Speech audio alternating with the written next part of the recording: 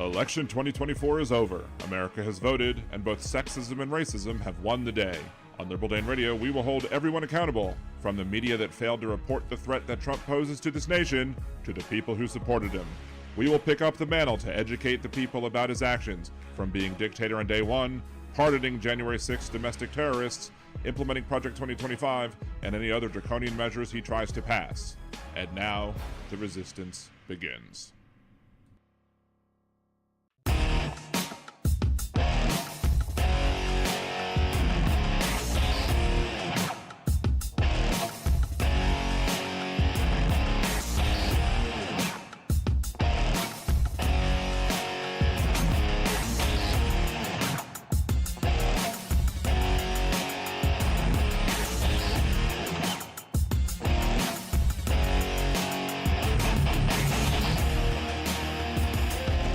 And welcome back to Liberal Dan Radio, talk from the left, that's right. This is your host, Dan Zimmerman, coming at you from New Orleans, Louisiana. You can join us in the chat rooms, either at liberaldanradio.com or twitch.tv/liberaldanradio. We will open up the phone lines in a little bit. When we do, the phone number is 562-542-3261 or 562-LibDan1. But otherwise, until then, we could always conversate via the chat, and I'll respond there as well. 7 days without Liberal Dan makes 1 week, right? It was nuts. Wednesday morning, drop Cassie off, drop my son off at school first, then go drop Cassie off at, her physical occupational therapy.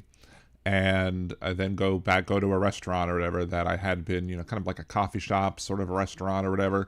And I've been doing that, doing my work at the coffee shop, waiting for Cassie to get done with her therapy, and then come back, pick her up, come back home, lather, rinse, repeat, etc.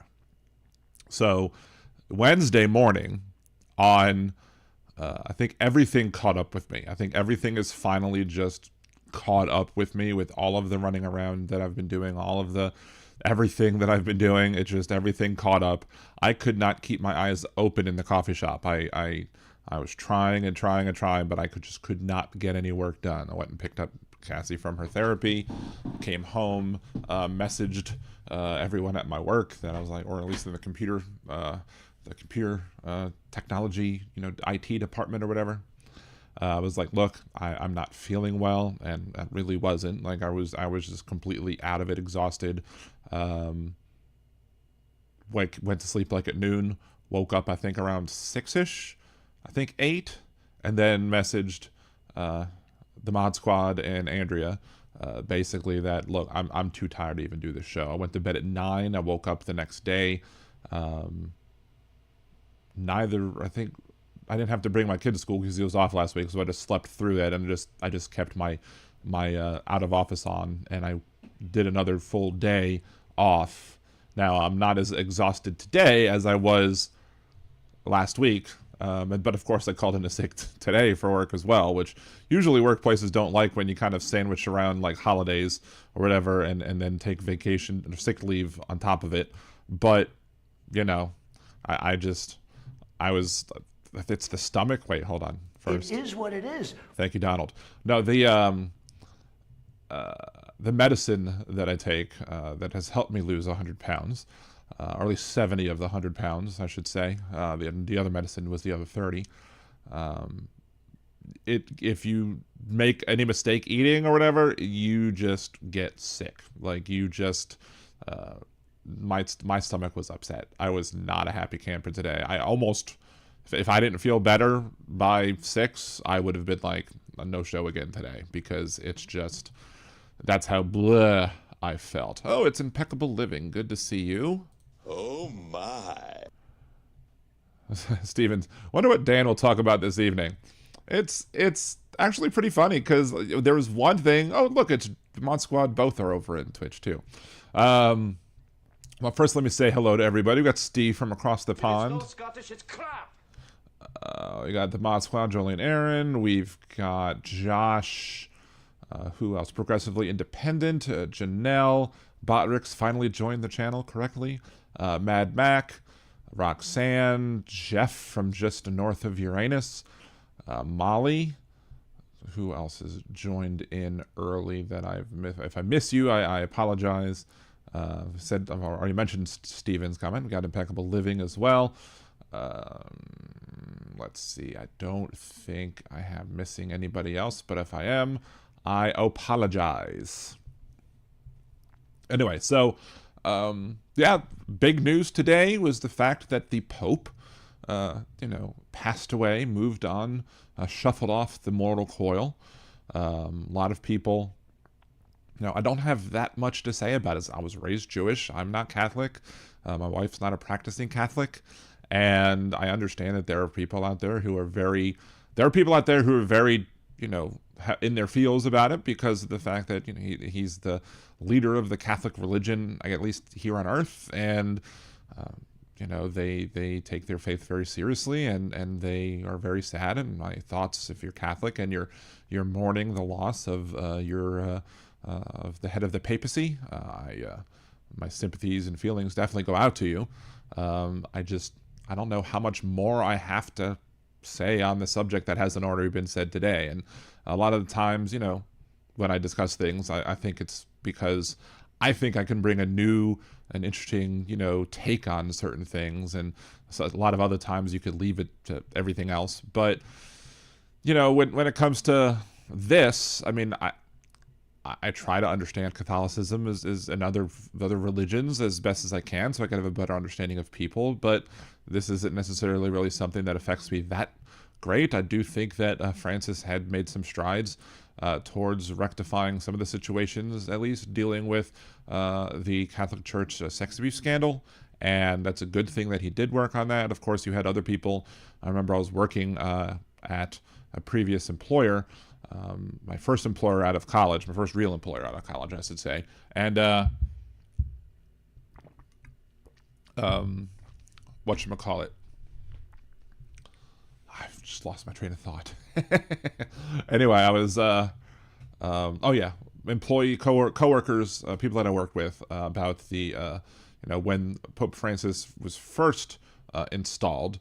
I had made some comment, using the obvious thing. Usually I like to mix my metaphors, like, there's the one where is the Pope Catholic and does a bear shit in the woods, and I like to mix the metaphors and either say, are bears Catholic or does the Pope shit in the woods? But, that's just, me having fun with it. But I did ask a coworker of mine, a more conservative Latina from Cuba, and I said, she's asked me something, and I was like, is the Pope Catholic? And she's like, at this point, I don't know. And she's a devout Catholic, so I was like, whoa, I thought the papacy was supposed to be infallible, but it's, there you had definitely had people who are on more the conservative side who didn't like the direction he was taking the church.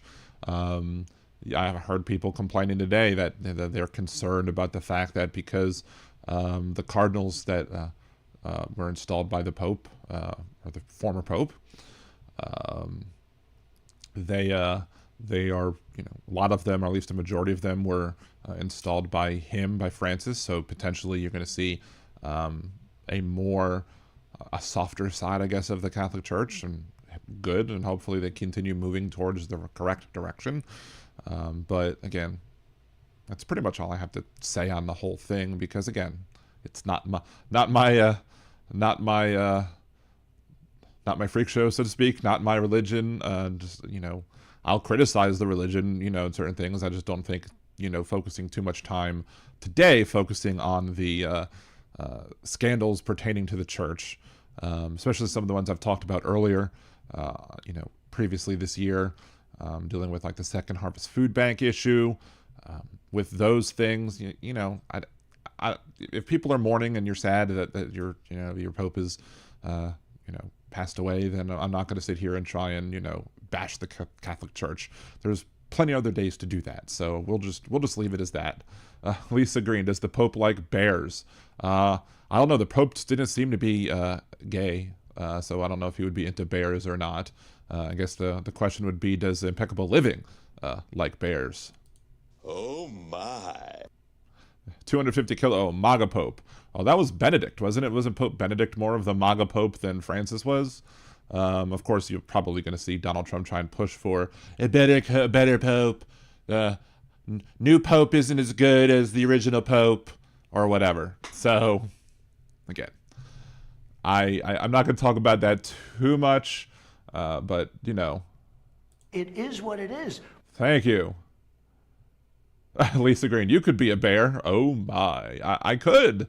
I guess I would say that. I guess it was a redundant question to ask Impeccable Living if he likes bears, because he likes me and I would be a bear. So there you go. He clearly likes bears. Oh my. Anyway,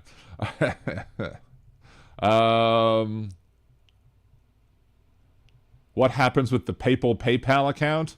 I don't know. The papal PayPal account. There's got to be another PA word or whatever.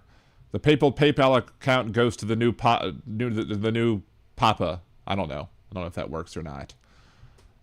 He stood against the orange felon, Dan. I mean, yeah, that's fine, you know. But again, a lot of people right now are standing up against the orange felon. So I don't know. It's again. I'll leave. I think the mourning and the conversations about the loss of the Catholic Church to the folks who are Catholic who want to talk about that. We all bear with you, Dan. Boom, boom. Thank you, Big Hook. Jeff Curry, one interview with a priest about the Pope said he touched people. Not a good choice of words. No, read the room, right? Sorry, I missed a bunch of hellos. It happens. Happens to the best of us. I don't know if I said hello to Suzanne. Hello, Suzanne. Hello, Lisa. I think that we got Scotty for you. Good, or Scott for IU.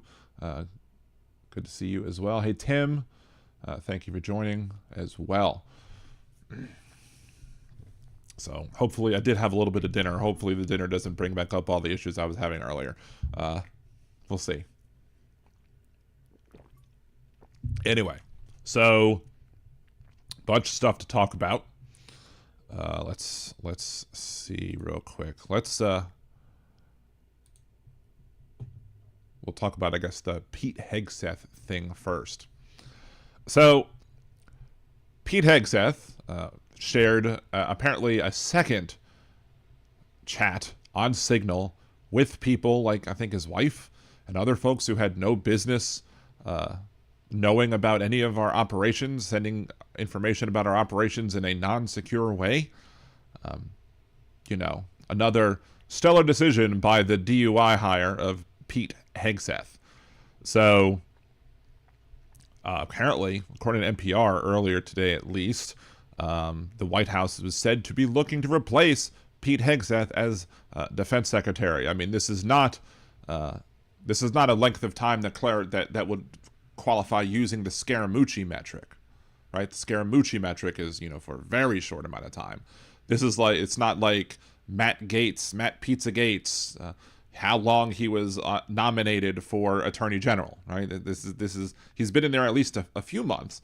Maybe this is close to more of a Jeff Sessions type tenure. If he actually does leave, maybe it would be more like a Jeff Sessions type of time frame and not a Scaramucci, clearly. But so according to NPR, the White House has begun the process of looking for a new leader at Pentagon to replace Pete Hegseth. According to a U.S. official who is not authorized to speak publicly, they're never authorized to speak publicly, but yet they do. So does that mean that they're really not authorized, or did they tell him, look, you can say this, but just don't say that you're authorized to give us plausible deniability? It's always silly. It's always something, right? And there's got to be fewer and fewer people in the Trump administration who would be willing to turn against Trump and leak things out that he wouldn't want leaked. So, you know, it seems that maybe there's still some holdouts as it pertains to, you know, people who want, you know, some sunlight as to what's going on within the administration. But again, he's, according to NPR, mired again in controversy, sharing military operational details in a group chat. He used Signal on his personal smartphone, detailing minute-by-minute classified information about airstrikes on Houthi targets in Yemen. Happened at the same time in March that Hegseth shared similar details with top White House officials in a different Signal chat group that accidentally, you know, included Goldberg, the journalist. That leak, hours before the strikes, could have endangered U.S. pilots if that information about the timing of the strikes was intercepted by adversaries. Of course, fortunately, the person in the media waited till after all was said and done to let people know what was going on and that he had it. according to Caroline Levitt, she denied there was an effort to replace Pete Hegseth, and it is now coming out that President Trump also is defending Pete Hegseth after the reporting of the second group chat. President Trump defended Secretary Hegseth after NBC News and other news outlets reported that he used his personal phone to send the information. Two sources with knowledge of the matter told NBC that Hegseth sent information about Yemen strikes to a 13-person group that included his wife and his brother. Hegseth blamed the story on disgruntled former employees and attacked the media for covering it. Don't shoot the messenger, right? I mean, it's the responsibility of the media to report these sort of things. Maybe you, Mr. Hegseth, shouldn't be doing things like, sharing our private information, classified information. But then again, the person who appointed you, Donald Trump, has no problem sharing private, personal, confidential, whatever information with people who have no reason to see it. He did it at Bedminster when he was shown Iran attack plans, and he was shown, look, this is what they gave me. This is what they gave me. And he says, I could have declassified it, but he didn't. So he admitted on the recording that he didn't do that. But Donald Trump, apparently, at least at the moment, is going to continue to stand by his man and, I guess, hope for the best. It takes a lot. You probably won't see the White House saying he's fired, because he probably hasn't done enough that would make it seem like he's going against Donald Trump, or that he's doing something that Donald Trump wouldn't necessarily like or agree with. So I'm thinking if Pete Hegseth were to leave, it would be because he would personally make the decision to resign. Even if the personally making the decision to resign, I mean, even if that decision was kind of suggested to him strongly by other people in the cabinet, chief of staff, or by Donald Trump himself, or couchfucker J.D. Vance. So, who may very well have killed the Pope under some theories of individuals. Anyway, point being that I don't think Trump fires Hegseth, even though he loves to say, you're fired. I think if there is a desire to remove Hegseth, they'll find somebody else to put in place, and then as they do that, they'll strongly encourage Hegseth to move on, go back to Fox, go to the bar, whatever, wherever he's going to go. So, exactly, Lisa. I was about to start singing, Stand by Your Man. Anyway, let's see. They're trying the old story, already completely debunked, and now just trying to rehash by Lib Media. No classified intro mantra. Felahin, are you saying over on Twitch? Are you saying that the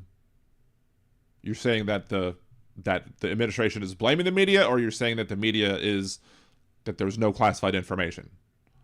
Oh, that's their play. Yeah, okay, exactly. So yeah, Big Hook. Isn't the cover-up always worse than the crime? I don't necessarily think that the cover-up itself is worse than the crime, but usually it's the cover-up that gets you in trouble, because that opens the door to conspiracy. So if you have a conspiracy to do something, and it comes out that you're conspiring, or there is a concerted effort or whatever to actually, you know what I mean? If there is a attempt, I'm just lost my train of thought again. I'll have to delete that whole part out. Josh, imagine the crap we haven't heard about. Exactly. That is one of the things I said before. Like, if it happened once, it can't be the only time that it's happened. I said that the first day that we covered this story. And of course, now we are seeing that there was a second one. Where there's smoke, there's fire, right? There's got to be more. There's got to be other examples of him doing this. It's a problem. Donald Trump and this administration does not take care to protect the secrets that protect the people who serve this country. They claim to be pro-military, but they're not. They claim to be pro-law and order, but they're not. They claim to, want to do, they're all mad about Hillary Clinton, about how, her private email server, this, that, and the other, yada, yada, yada. They're all mad about that, and they're going to bring that back up as a defense. But that's typically the MAGA version of, we are never going to admit that we're wrong. So as such, MAGA folks will pivot and say, well, what about Hillary? What about Biden? What about this? What about that? Well, what about it? If it's wrong that they did it, it's wrong that these people are doing it too. And you shouldn't be a justification or an excuse for, them to get the Republicans to get away with it just because y'all think that the Democrats got away with it. Of course, when Hillary Clinton was alleged to have mishandled classified information, the mishandling of said classified information was only a misdemeanor. As opposed to now, after Donald Trump's first term, he signed the bill into law that makes it a felony, up to 5 years in prison for each count. And then he violates the law he signed himself, which is typically, with many things, conservatives, MAGA folks, Republicans, yada, yada, yada, will tend to have to make laws to have government stop them from doing what they can't control themselves from doing. Be it issues like gay marriage, be it issues like drug use, be it issues like pedophilia, be it issues like, anything that they think is, quote, immoral, but they can't stop themselves from doing. They'll have to create a law to prevent it. And then they'll still do it anyway because they have the self-control. Anyway, what do you think? Agree with my comments? Disagree? Leave your comments down below. Remember to like the video, share, subscribe, and of course, unless you're a Nazi, have a good day. Excuse me. Let's see. Disposed look at the personal information that Doge absconded with and immediately sent to Russia. I haven't seen what information that was that. Let's see. Pro-life, not exactly. But her emails, but my eggs. Suzanne, yes, liberal Dan, they hate educated people. I mean, Donald Trump clearly said after the 2016 Nevada primary that he loved the poorly educated. So if they are flooding the zone with scandals, I bet it's more than personal information. Probably. Much more than personal information. But there's that. So what else to talk about? First, before we get to some other issues. We got SCOTUS. Let's just go ahead and open up this real quick. I thought I had that open already, but apparently I did not. We had another 7-2 ruling by the Supreme Court about the deportation issue. In some issues, the Supreme Court has said 9-0 that Trump was wrong, but it was 7-2 this time. And of course, nobody needs to be told who the two are. The two are always going to be, at least 99% of the time, Alito and Thomas. Those are always going to be the two.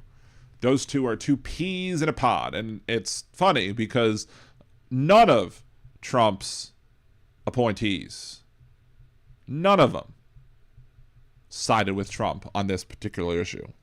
So he can't win for losing on that one. But Alito basically said the Supreme Court acted literally in the middle of the night and without sufficient explanation to block the Trump administration from deporting any Venezuelans held in northern Texas under an 18th century wartime law. Sam Alito wrote in a sharp dissent that castigated the 7-member majority, joined by Clarence Thomas. Alito said there was dubious factual support for granting the request in an emergency appeal from the American Civil Liberties Union. The group contended that the immigration authorities appeared to be moving to restart such removals under the Alien Enemies Act of 1798. The majority did not provide a detailed explanation in the order early Saturday, as is typical, but the court previously said deportations could proceed only after those are given an opportunity to, within reasonable time, to file a writ of habeas corpus before the executive and judiciary have obligation to follow the law. Alito said in the dissent, blah, blah, blah. We do have, again, the information right here where AARP et al. Versus Donald Trump, President of the United States et al.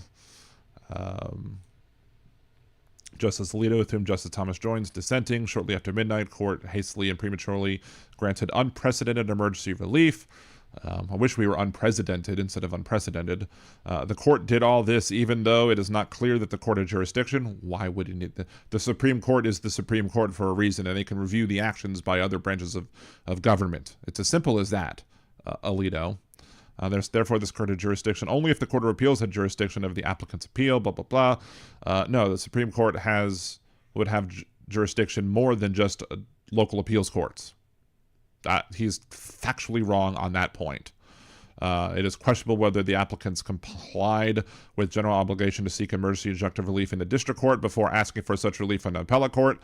I mean, the MAGA folks are saying that Donald Trump need not follow the district courts, and the district courts don't have jurisdiction, which is why people are going directly to the Supreme Court. And Donald Trump is showing himself that he's unwilling to follow any edicts by the local district courts, as was seen by allowing planes to take off, regardless of the fact that the judge had ordered them to not let them take off. Donald Trump knew that his actions were legally questionable at best and horrible at worst, but yet he still did them in violation of a judge's direct order. When this court rushed to enter its order, the Court of Appeals was considering the issue of emergency relief, and we were informed that a decision would be forthcoming. This court, however, refused to wait. Doesn't have to.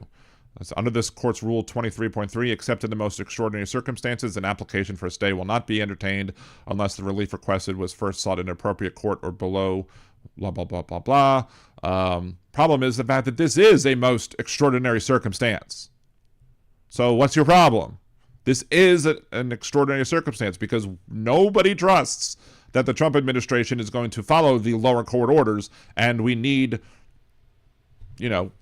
road bumps, speed bumps put in the way to prevent him as much as possible from acting extra constitutionally, unconstitutionally, criminally, whatever you want to call it. That's what he's doing.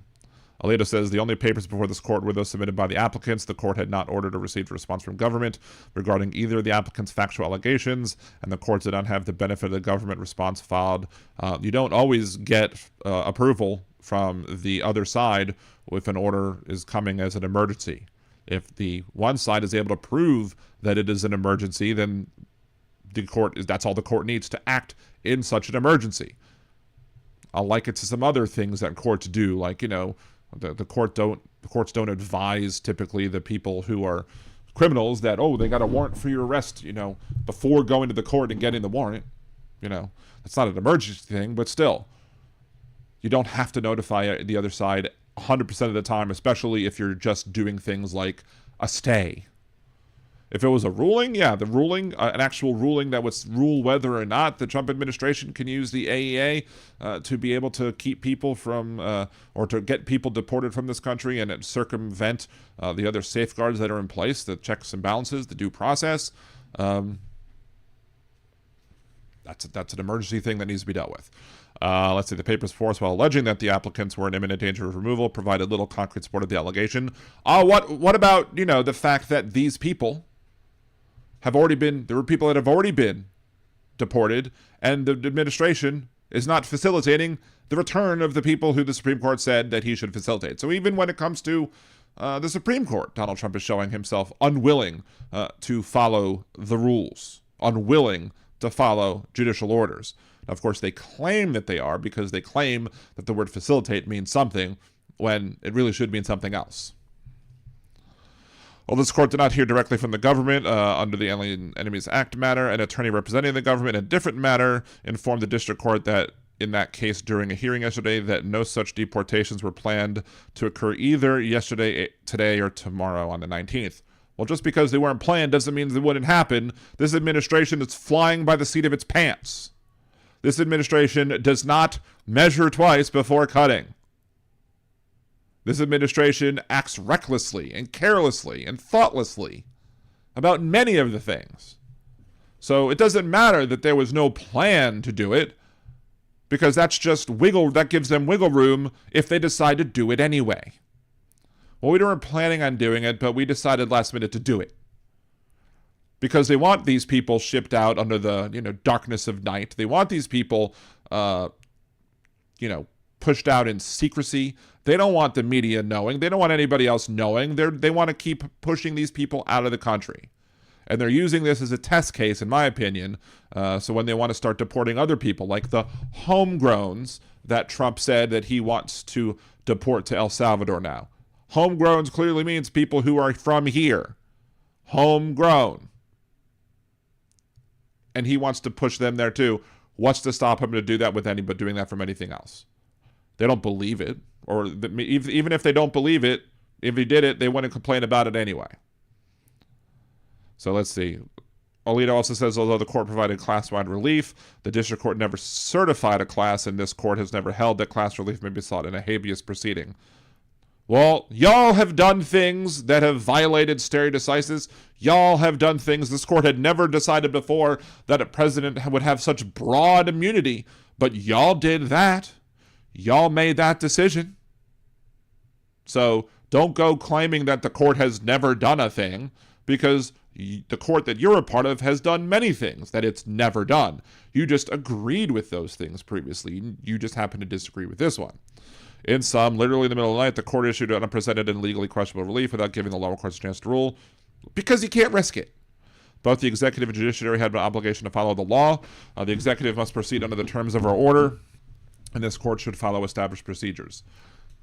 Well, at least he's just doubling down on the fact that Donald Trump should be required to follow that order. What will Justice Alito do if Donald Trump continues to flaunt and go around or circumvent or whatever, in whatever other way, ignore the rulings by the Supreme Court and lower courts?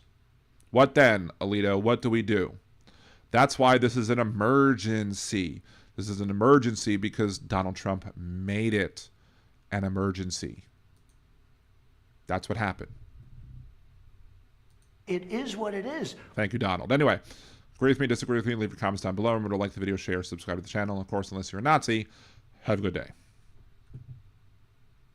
That's the third one that I was planning on recording today. Let's go back through the chat and see if I've missed anything. Shock and awe is the message. They can claim self-deportation numbers, or then they can claim self-deportation numbers. Yeah, and of course, if somebody is a self-deported person, how do you prove that that person is a self-deported person if the only person that you're hearing from that self-deportation is the person or is the government claiming that? Again, I have no reason to believe anything that this government says or does. Jeff Carrera, I've been having email conversations with Jeff Carrera because he keeps doubling down on all this BS. And basically, I'm like, look, you are just rejecting just simple constitutional concepts of things like due process. You know, but you believe this administration, even though the administration has proven itself to be incorrect on various things, like, you know, transgenic mice, like condoms going to Gaza. You are convinced that the information from this administration is factually correct. They'd be like, oh, look, this newspaper cited that border apprehensions and border encounters are going down. Well, which one is it? Is it apprehensions or encounters? Is it both? You don't know. But these people are still willing to, they're like, oh, even this liberal media thing, even Axios says that the numbers are coming down. Yeah, Axios is saying a lot of things. Some of it is just information that they're reporting from the administration. Axios probably is unwilling for all the good that Axios does in reporting the news. Axios probably doesn't want to go out on the limb and say, you know, what probably a lot of other people are thinking, which is, we don't believe these numbers. This is the numbers that the administration are giving, but why should we believe them? I've not had one example given by a conservative to convince me why I should believe these numbers on encounters, these numbers on apprehensions, etc.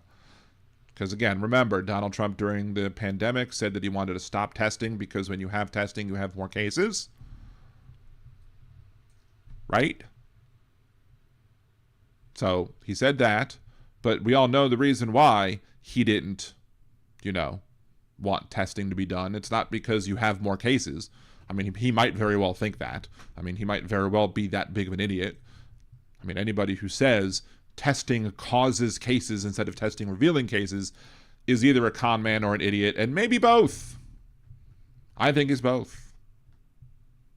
But if he's willing to lie to the American public about the number of cases and mislead us by taking purposeful action to not determine how many people are infected with COVID, it's reasonable to assume that he would do the same thing with other issues like border apprehensions, border encounters, etc.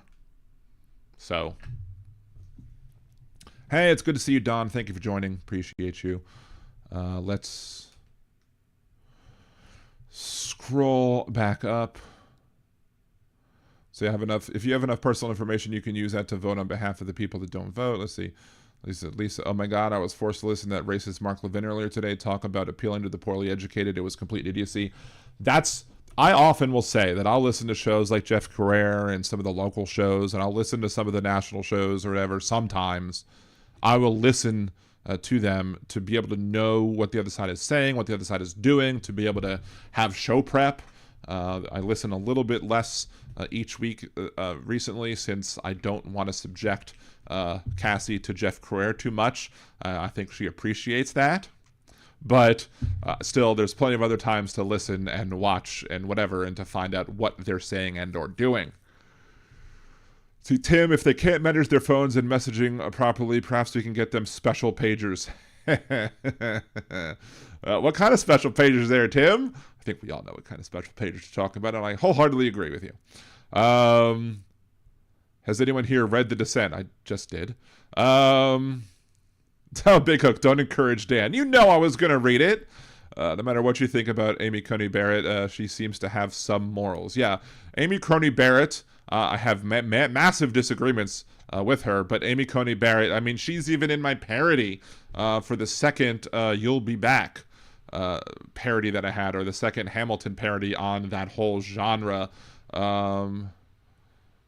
Basically says Amy Barrett couldn't save you. What else are you going to do, or whatever, because he lost the 2020 election, and not even Amy Coney Barrett would be able to save him from, his own misdeeds.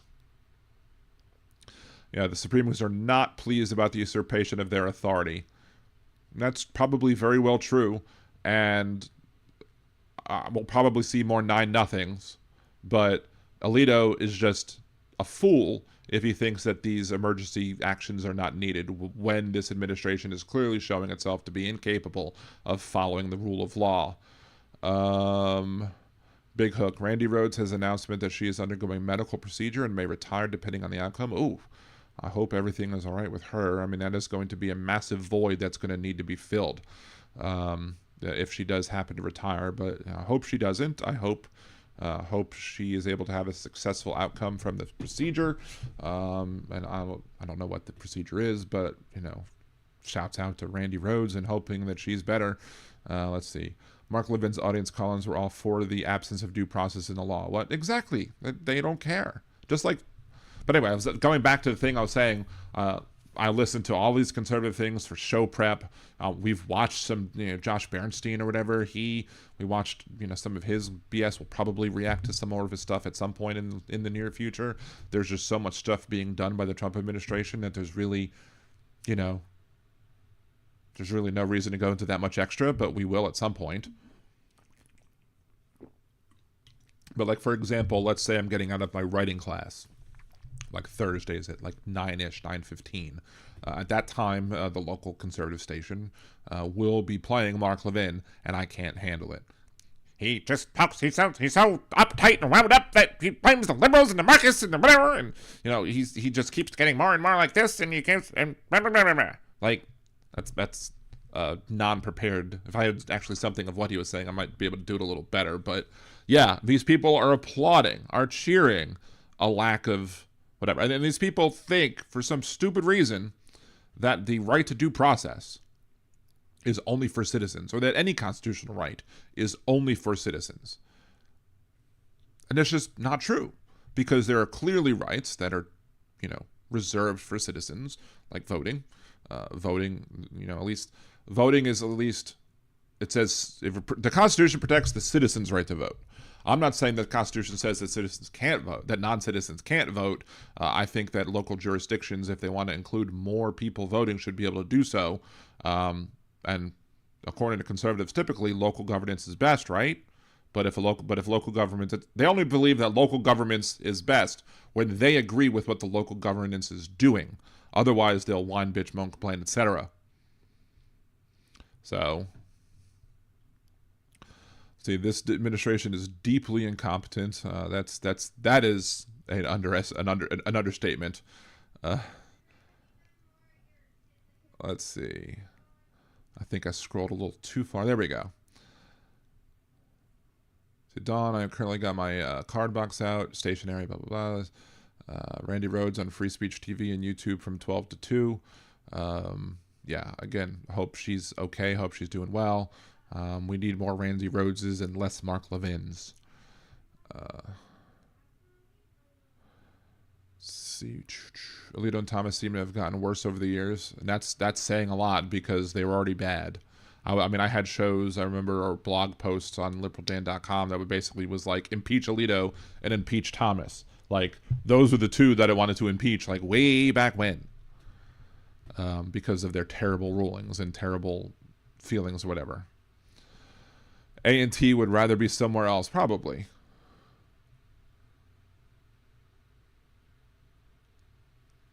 Let's see, I would rather they were somewhere else too. Exactly. Science deniers are lunatic conspiracy theorists. Exactly. Liberal Dan, are you a historian major? I'm not. I'm not a history major. Let's see. Linda Curry, I'm cleaning out closets and decluttering. What a good feeling. I really need to do that. Let's keep scrolling when I don't want to see it scroll. Let's see. I do try monitor, Lisa says, I do try to monitor what the right is spewing, but it's maddening. It is. It's very maddening. Like many times I'll be sitting there yelling at my radio or just frustrated with my radio, just be like, oh my God, I can't believe they said that. And so like they keep trying to outdo themselves when it comes to ridiculousness. Like every level of ridiculousness has to be topped by another level of ridiculousness. Let's see. See, listeners absorb it all day, every day. They love it. I basically called Jeff Carrera's audience to Jeff Carrera, not live on the air, but I basically said all the idiots that listen to you, because there are crap ton of idiots who listen to it, especially people who say things like testing for COVID causes COVID. Like that's the type of stupid people that we have. Lisa, I celebrated 420 just a little too hard. Yeah. I would be lying if I said that I wasn't also celebrating early and often when it came to that. Lisa, I have some theories about Clarence Thomas. Oh, I have some theories too. One of my theories is the fact that he wants to get out of his marriage by having the Supreme Court overturn Loving versus Virginia. Hey, Michael McAndrews, good to see you. Not good people put some not good people on the Supreme Court. Exactly. Thomas looks like an angry pit bull. Thomas could take another long fishing trip. He should be, or you want him to go hunting with old Dick Cheney. See, DJT bankrupting all his businesses and the U.S. economy.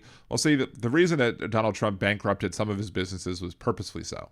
Again, that's one of the reasons why I feel like the media has failed us, because they didn't recognize the fact that Donald Trump's business bankruptcies were not an example of his ineptness.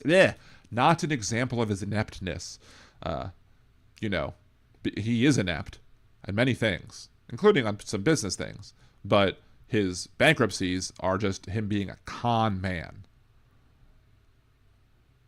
And that's one of the things that host Jeff Carrera said before. And I even invited him on the show. I was like, look, you want to debate me about this? Come on my show. There'll be no cutoff. There'll be no time cutoff. So we'll be able to have a full, long debate, Jeff. But he's disinclined to acquiesce to my request. But yeah, he was like, well, how is Donald Trump stupid if he managed to win an election? Like, well, A, he surrounds himself with people, but B, even though he's stupid, he's still a con man, and he can run the con better than anything else. That's the only thing that he can run well, is a con. Said Josh, we will be closed on Easter Sunday because of 420. Pretty much. Ineptitude. Yes. He is inept. He is definitely inept, but again, he's not inept at being a con man. He knows how to con people. He is a good or talented con artist. He can get money out of the rubes. He can get votes out of the rubes all the live long day. So exactly, Krista. He won because P.T. Barnum was right. I think I mentioned that to Manasseh, that the listener who I debated on the phone a week or two ago.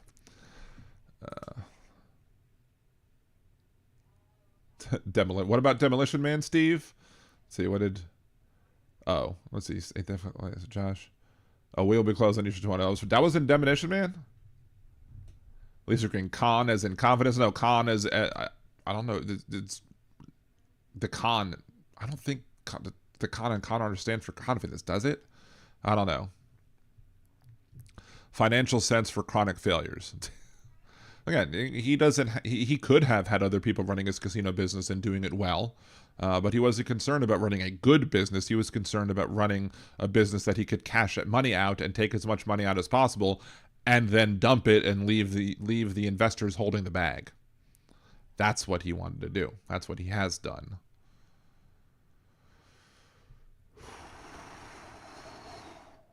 All right. What else to chat about?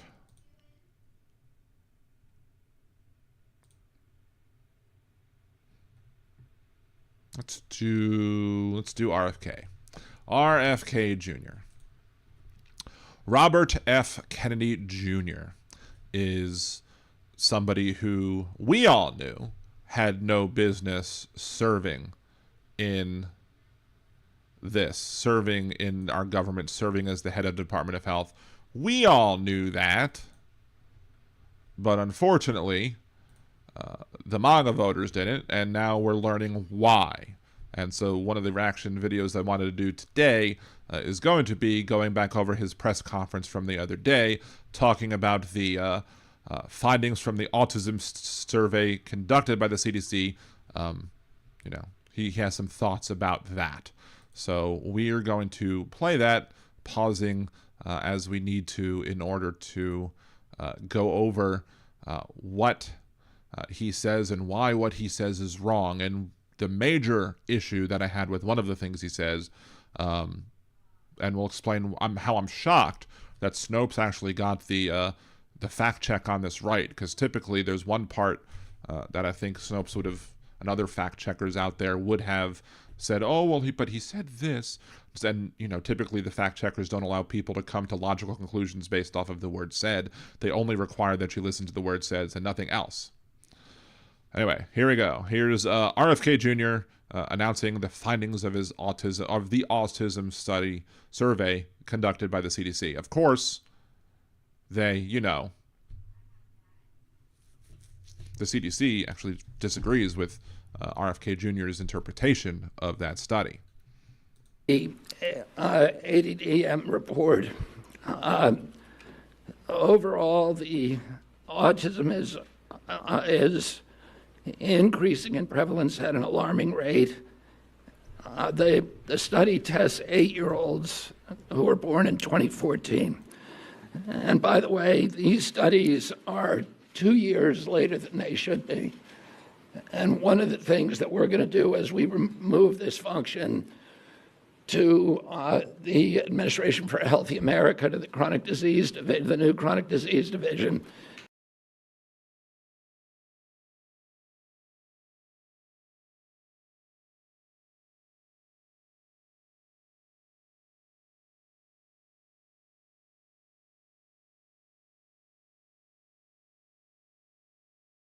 is we are going to have updated real-time data so that people can look at this, so Americans can understand what is happening with chronic disease in this country in real time, and not have to wait 2 years to react. We don't wait 2 years to react to a measles epidemic, and we should not, or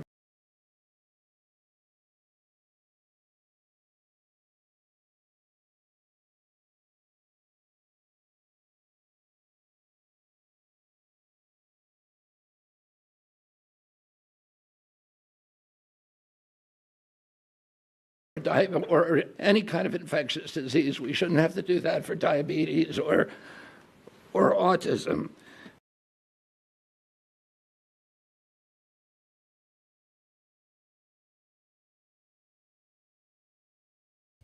Not the same thing. Diabetes is not the same thing as autism. The ASD prevalence rate in 8-year-olds is now 1 in 31. Shocking. There's an extreme risk for boys. Overall, the risk for boys of getting an autism diagnosis in this country is now 1 in 20. And as high. And again, there are reasons that we have more autism diagnoses, and it's not what he's saying. In California, which has the best data collection, so it probably also reflects the national trend, 1 in 12.5 boys. This is part of an unrelenting upward trend. Again, he's saying that California has the best diagnostics, and so you're seeing more in California, potentially.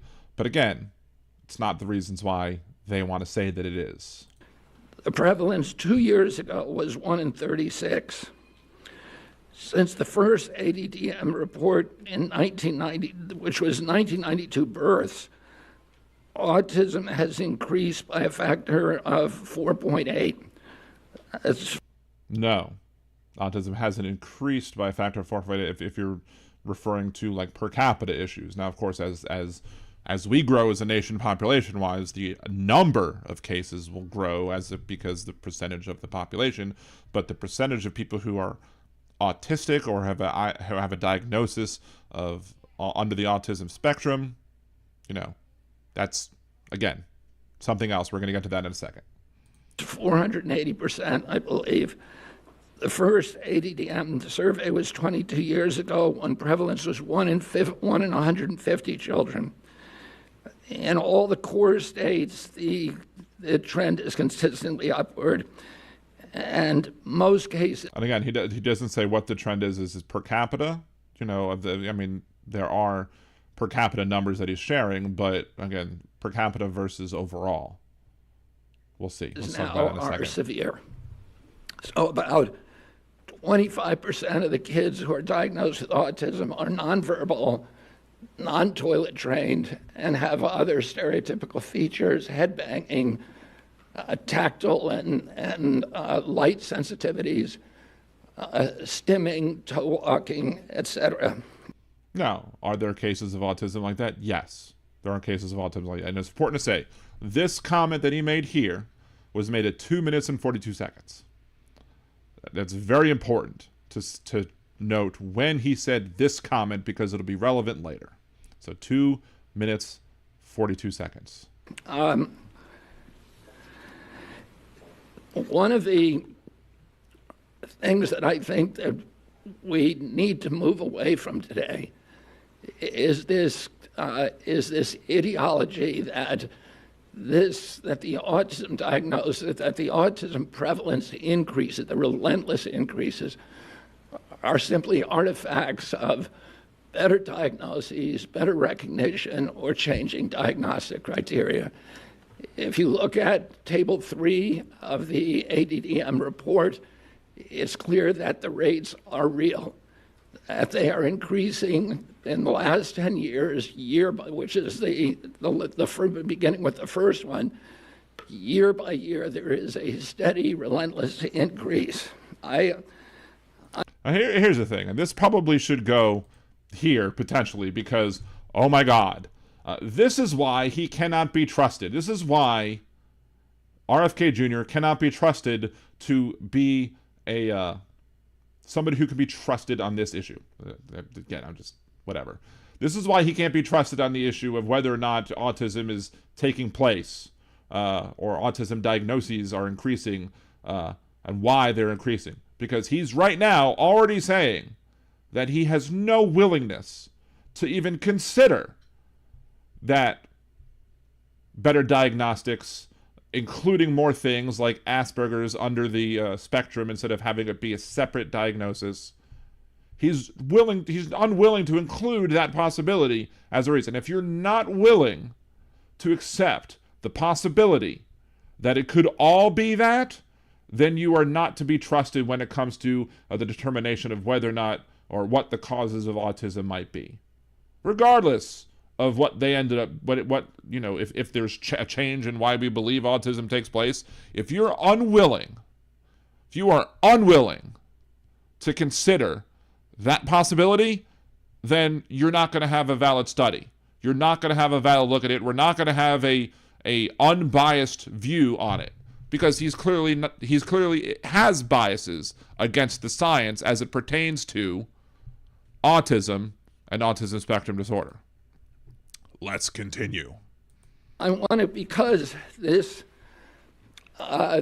epidemic denial has become a feature in the mainstream media, and it's based on an industry canard, and obviously... All right. This epidemic denial is what he says. Epidemic denial. Hold on. Let's just see this real thing real quick. Let's look it up.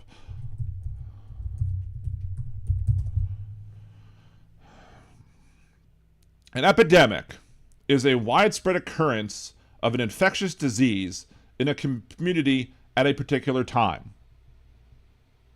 Autism is not an infectious disease. So to refer to it as an epidemic is false in and of itself. That in and of itself is a false statement. So if you don't even understand what autism is, and that it's not an infectious disease, but yet you're still calling it an epidemic, guess what? You can't be trusted to be the person who overlooks this whole thing that you're trying to do. The information that you're going to give us is not information that's going to be trustworthy at all whatsoever, because you're not even using the right terminology. By Mike, yes, stupidity is an infectious disease. Unfortunately, stupidity can spread like an infection, as has been seen with the popularity increase of Donald Trump. Let's continue. Don't want us to look at environmental exposures. Nobody is saying that you shouldn't look at environmental disorders. Everyone's just saying the idea that, real scientists would be more than willing to accept if the data shows that environmental issues cause autism.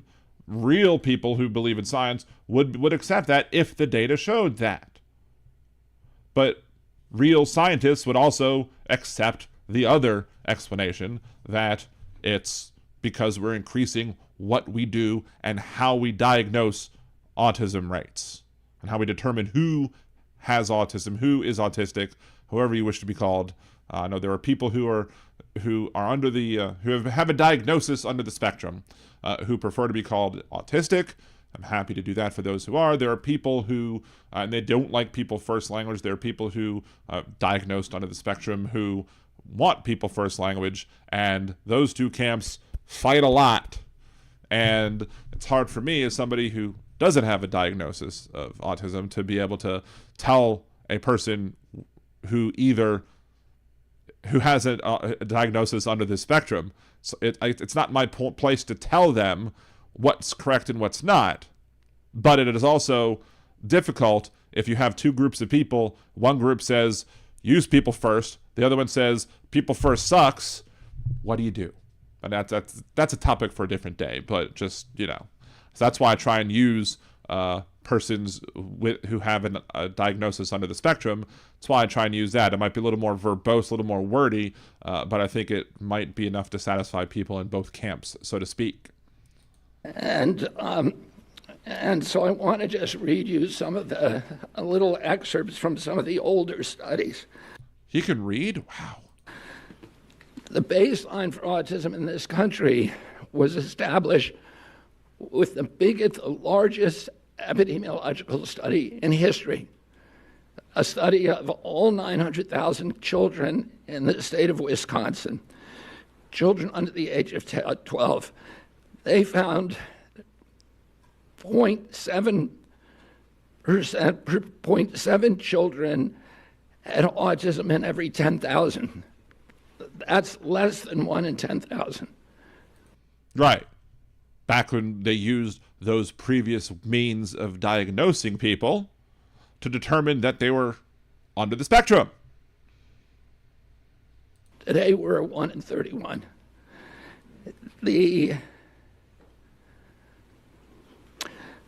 That study also confirmed the 4-to-1 male to female ratio. There were at that time just over 60 children in Wisconsin with autism. And today it's around 20. Again, there are those children who were diagnosed under the ways that we used to diagnose autism, and now we do it differently. We have better methods. So there are probably people who would today be diagnosed as being under the spectrum who wouldn't have been diagnosed that way back then. But RFK Jr. is too stupid to realize that. Let's continue. 1,000. In 1987, there was another exhaustive study, a peer-reviewed study in North Dakota, set out to count every child in the state with a pervasive developmental disorder, including autism. That study meticulously combed through every record, every diagnosis, and he even conducted in-person assessments of the entire population of 180,000 children under 18. The autism rate they found was 3.3 per 10,000. So that's in line with the 1 in 10,000 that was found in Wisconsin 17 years I mean, it's 3 times more, but go on. earlier. I understand math is hard to the MAGA folks, but you'd think he'd be able to understand that, maybe. For context, today the last number of 1 in 36 is 83 times higher. In 1987, out of 1 million, every 1 million kids, 330 were diagnosed with autism. Today, there are 27,777 for every million. If you accept the epidemic denier's narrative, The epidemic denier's narrative, if you accept his narrative, you can't look at the logical explanation of better diagnoses. But hey. have to believe that researchers in North Dakota missed 98.8% of the children with autism. That thousands of profoundly disabled children were somehow invisible to doctors, teachers, parents. And here's the thing. Here's one of the points. He's saying profoundly disabled. But he doesn't even understand the fact that autism is a spectrum. There are people who are going to be profoundly disabled, who are going to have the issues that he discussed earlier about the 2-minute mark of this video. But there are other people who have more milder cases of autism.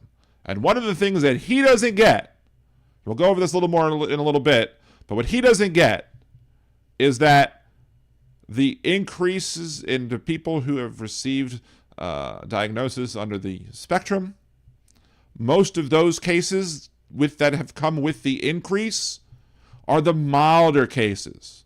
They're the cases that of people who are either having autism or who are autistic, depending on what your preference is and how to, and how you want to use it. But it's the people who are not the profoundly disabled, as he puts it. It's mostly the people who are not profoundly disabled. Not everybody with autism, or not everybody who's autistic, is going to be the same. And he's wanting to treat everybody with autism as the same. And again, earlier, at the 2-minute mark, he did say something about, 25% aren't toilet trained or whatever. But again, he's now referring to people who have autism. The people that we've missed. This is very clear. He's saying that the people that were missed, somehow we missed a profound disability. That's not what happened. Because again, most of the increased cases are not the profoundly disabled, but individuals who are on the spectrum, who might have been, diagnosed with Asperger's, who might have been diagnosed with some other form of some other condition that now is all being put under the umbrella of the autism spectrum. It's not profound, not profoundly disabled. Parents, and even their own study. The same researchers who followed the original cohort for 12 years To double check their number, they went back in 2000 and found that they had missed exactly one child. So doctors and therapists in the past were not stupid. They weren't. And nobody's saying that they're stupid. We're just saying that the doctors back then had a certain set of tools and resources that they could use to determine whether or not somebody, was under the spectrum. And that's changed. We're better at showing that people have autism. We're better at showing that people are autistic. We're better at that. And we're including more things under that umbrella. Missing all these cases. The epidemic is real.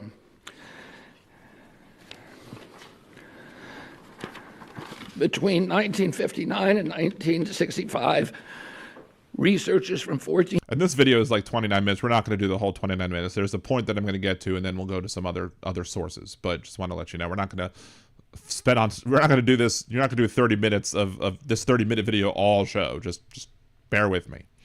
Hospitals associated with major universities undertook the National Collaborative Perinatal Project, tracking 30,000 children from birth to age. Hold on, what is it? Josh says he should have been put with the EPA, not HHS. I don't think he should have been put anywhere because he's too much of a kook. 8. This was no half-baked survey-based analysis.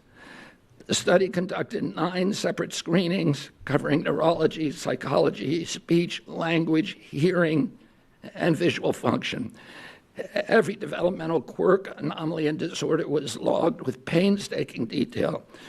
Autism, a condition characterized by profound impairments in social communication and behavior. Again, not everybody with an autism diagnosis is profoundly disabled. So he's still repeating this lie and doubling down on it. Would have stood out like a neon sign.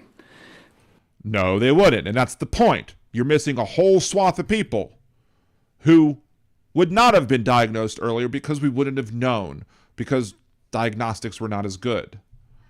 Not profoundly disabled. There were 14 cases.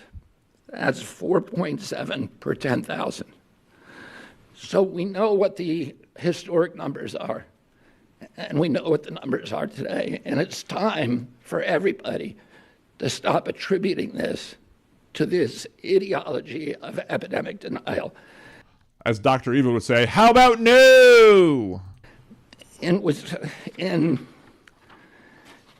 2009, the California State Legislature charged the Mind Institute at UC Davis because this myth was already becoming pervasive, the myth of epidemic denial was already becoming pervasive in the mainstream media. The California Can I just say how dangerous this is? I mean, in and of itself, before we get to the terrible words, this is just so in and of itself dangerous that it's frustrating. I have people who have been diagnosed as being under the autism spectrum in my family who do not meet the profoundly disabled description that he keeps using. But for him to just put such strict denial that we have to get away from this, it's dangerous. And it's also just discounting and ignoring the large groups of people who have mild versions of autism. Mildly autistic. You're just ignoring them. I bet you he didn't even listen, hasn't even discussed anything with any of these folks. He'd probably learn a whole lot if he did. But I wouldn't necessarily want to subject people to having to deal with this moron as it pertains to medical issues. Legislature directed the Mind Institute to use 250 kilograms. RFK would be perfect to be the night watchman at Area 51 or Studio 54. That's hilarious.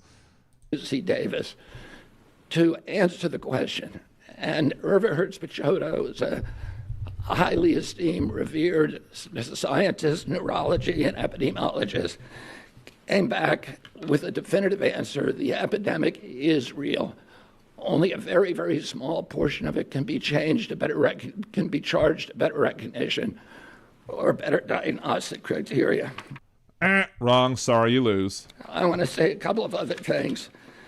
There are many, many other studies that affirm this, and instead of listening to this canard of epidemic denial, all you have to do is start reading a little science. You first. How about you first? Because you're rejecting science if you're rejecting the idea that much of it can be described, at least much of it can be described by the increases in how we diagnose people.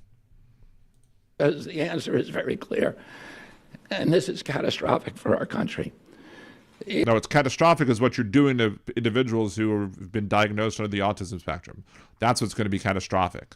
Because not only is Doge, as someone correctly said in the chat, just destroying, I think it was Big Hook, destroying our ability to do future medical research. He's denying the advancements in medical research that have taken place that enable more people to be diagnosed as being under the spectrum. But hey. There's a recent study by Blaxell et al. And a team of other researchers that said that the cost of treating autism in this country by 2035, so within 10 years, will be $1 trillion a year. This is added to already astronomical healthcare costs. And this falls under the thing of why would I believe anything coming out of the administration as it pertains to costs or as it pertains to anything? Because they can't even get things. They can't even get any. The rats, the transgenic rats or mice that are, actually they call them transgender, but they were transgenic. They can't get that right. They can't get condoms to the Gaza right. They can't get firings right. They fired the people in charge of the nuclear stockpile. Like, they get all these things wrong. Why would I magically now believe his numbers? I don't. I have no reason to. They would need to be affirmed by outside sources that are not going to affirm them because we all know that he's a lying sack of shit. And then there's an individual. Yeah, Krista, in 1983, a doctor told me that cancer wasn't hereditary. Now we know better. Science evolves. Exactly. Science absolutely evolves. Good point. And that's what happens in science and in medicine. We know better now than 20 years ago, 30 years ago, 40 years ago, etc. Injury. These are kids. It really makes me feel old to say that the 80s were 40 years ago. That's gross. But anyway. This is a preventable disease. We know it's an environmental exposure. No, you don't, you dumb piece of shit. It has to be. Genes do not cause epidemics. They can provide a vulnerability. You need an environmental toxin. And no, you don't. Irva Hertz-Pachoda pointed out that because of this mythology, 10 to 20... And calling it a mythology is also just ridiculously... He's basically making the people who are listening to him and actually agreeing with him reject all sorts of... Oh, now they're mythologists. You can disagree with the methodology of a scientist without calling what they're saying is true a myth. Of course, I could disagree with RFK Jr. Because he's not a scientist. That the amount of money and resources put into studying genetic causes, which is a dead end, has been Is it though? Is it really a dead end? Historically 10 to 20 times the amount spent by NIH and other agencies to study. Like, how many people with who are diagnosed under the autism spectrum? How many people have relatives, have family members that are, would have been diagnosed today as under the autism spectrum? How many of those people were just completely missed by these studies? Oh, that person was just a little weird. That person was just a little socially awkward. That person was this. That person was that. I have a friend who was recently diagnosed under the spectrum. She is autistic. she was gaslit by, I guess, her former husband when she said she believed she might be autistic. And he was like, that's ridiculous. That's absurd, trying to gaslight her, trying to explain her differences. And now that she has a diagnosis of being autistic, guess what? She now goes back and looks at all the things she went through, like in high school and in college and everything else, and is like, oh, this all makes sense now. Stephanie, I have ADHD. I'm on the same spectrum, and it's hereditary. Yeah, exactly. I mean, I have never been officially diagnosed with ADHD. Squirrel. But it is reasonable, it is okay and valid to self-diagnose on certain things as well. And I have it, and my kids also have it. So, is that just coincidental? No. There's things in your family genes that are going to make you more predisposed. And then you combine your genetics with the other genetics, that's going to create the differences that might cause one person to, have these, this one person and this other person might not have autism, but you put the two genes together, boom, there you go. And I'm not denying that there could be environmental factors that play into part in human development, and that there clearly can be. I just want to see the evidence that there is before believing it. And I'm not willing to say no environmental factors whatsoever. Show, but prove it. It's their responsibility to prove that there are environmental factors. He's saying there are environmental factors and we will prove it. But let's ignore the other people, the other experts, or the experts who are saying that, no, it's more because of this other thing. It's more because of how we diagnose. The environmental factors, to study exposures, to study external factors, and that's where we're going to find the answer. And just be clear, when he says external factors and environmental factors, he's not talking about all of the things that are possible. I mean, he might be talking about some other things other than vaccines, but we all know he's talking about vaccines because that's the lie that they spread. They believe that autism is caused by vaccines and nothing else. And then guess what? They're just going to try and only look for any data that will help them. And I have no reason to believe that they won't ignore other data that helps to disprove that theory. This is an individual tragedy as well. Autism destroys families. More importantly, it destroys our greatest resource, which are our children. These are children who should not be suffering like this.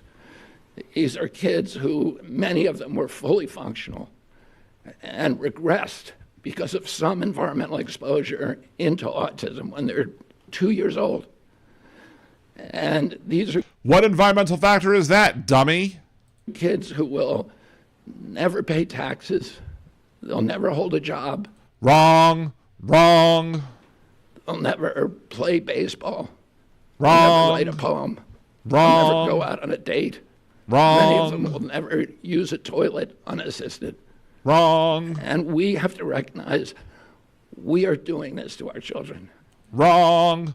All sorts of wrong. I saw that, and that pissed me off. If I wasn't as exhausted as I was last week, I would have absolutely been making a video about this or even going live about this, but I was just too freaking out of it. But the idea that this is nothing to do with better diagnoses. Let's look. April 18th, RFK Jr. and the CDC disagree on a major autism study. On its face, the April 17th report issued by the United States Center for Disease Control and Prevention is nothing short of alarming, according to a nationwide survey, blah, blah, blah. 2022, against 16 localities, 1 in 31 children studied had been diagnosed with autism. Significant increase from the 1 in 36 reported in 2020, and a huge jump from the 1 in 150 in 2000. Autism epidemic is running rampant, declared RFK Jr., blah, blah, blah. President Trump is tasked me with identifying the root causes of the childhood chronic disease epidemic, including autism. We are assembling teams of world-class scientists. Bullshit. To focus research. I'm sure anybody who they bring into this study is going to say something like, they're going to say, do you believe that environmental factors are causing this, or do you believe that it's because of diagnosis? And if they say no to environmental factors, or even if they're open to it being environmental factors, but also believe it's diagnostic related, then, they're not going to hire those people. They're not going to include those people as being part of the world-class scientists.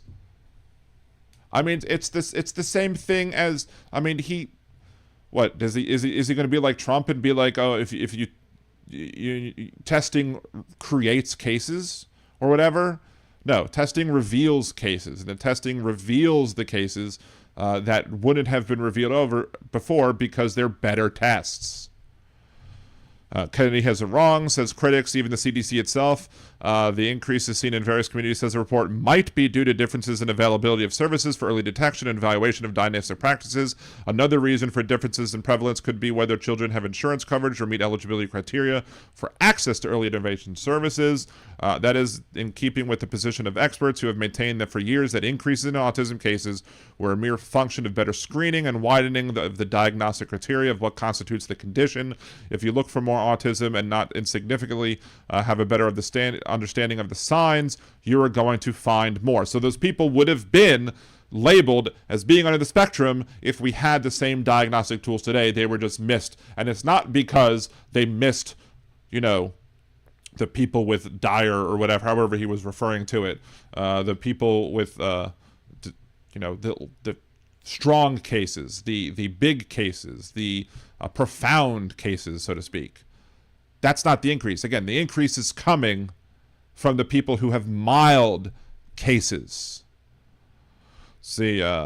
Most of the rise in autism is not a true rise of autism, but an increase in diagnosis because of the changes in diagnostic criteria, says Dr. Peter Hotz, professor of pediatrics and molecular virology at Baylor College of Medicine and co-director of Texas Children's Hospital's Center for Vaccine Development. Also, starting in 2005, the American Academy of Pediatrics asked pediatricians to start doing autism screening at between 1 and 2 years of age. Additionally, we provided access to autism services, so there has been incentive for kids to get help. Again, 2005, in 2000, it was 1 in 500. In 2020, it's 1 in 36. But 5 years into that range of dates, we, asked pediatricians to start doing screening on all the kids. And we hadn't done that before. So guess what? You're going to see more people diagnosed. And probably people who would have been missed previously. Of course, according to this article, Kennedy doesn't agree with that explanation. Again, saying one of the things we need to move away from today is the ideology that diagnosis rather than relentless increases are simply artifacts of better diagnoses, better recognition. Why? You, as the head of the Department of Health, need to give us a reason why we need to move away. Not just saying we need to move away, why we need to move away. And I have no reason to believe you because you've not provided any evidence that moving away from that belief is correct, valid, proper, etc. Let's see. Autism and Developmental Disabilities Monitoring, ADDM Network, has reported a biennial ASD estimates among children between at age 8 years since 2000. Prevalence increased from 1 in 500 in 2000 to 1 in 36. Demographic patterns and ASD has also changed. Before 2016, the highest ASD prevalence was observed among white children and the children from neighborhoods with higher socioeconomic status. Shocked, I'm saying. So you're telling me that people who are in lower income areas are less likely to get a diagnosis of autism because of, and this is environmental factors causing the autism? No, it's environmental factors causing a reduced capacity or capability of getting autism screenings done because the people are, who would have been diagnosed but can't were under insurance that might not have covered it because maybe they, had a plan that was not as good because they're poor, because they're lower income individuals. But no, according to dumbass RFK Jr., according to him, it's all environmental causing the autism. No, there's economic environmental issues that cause people to not be able to get the needed care, to be able to get the diagnostics done so we can see whether or not they have certain conditions and screen them for it earlier.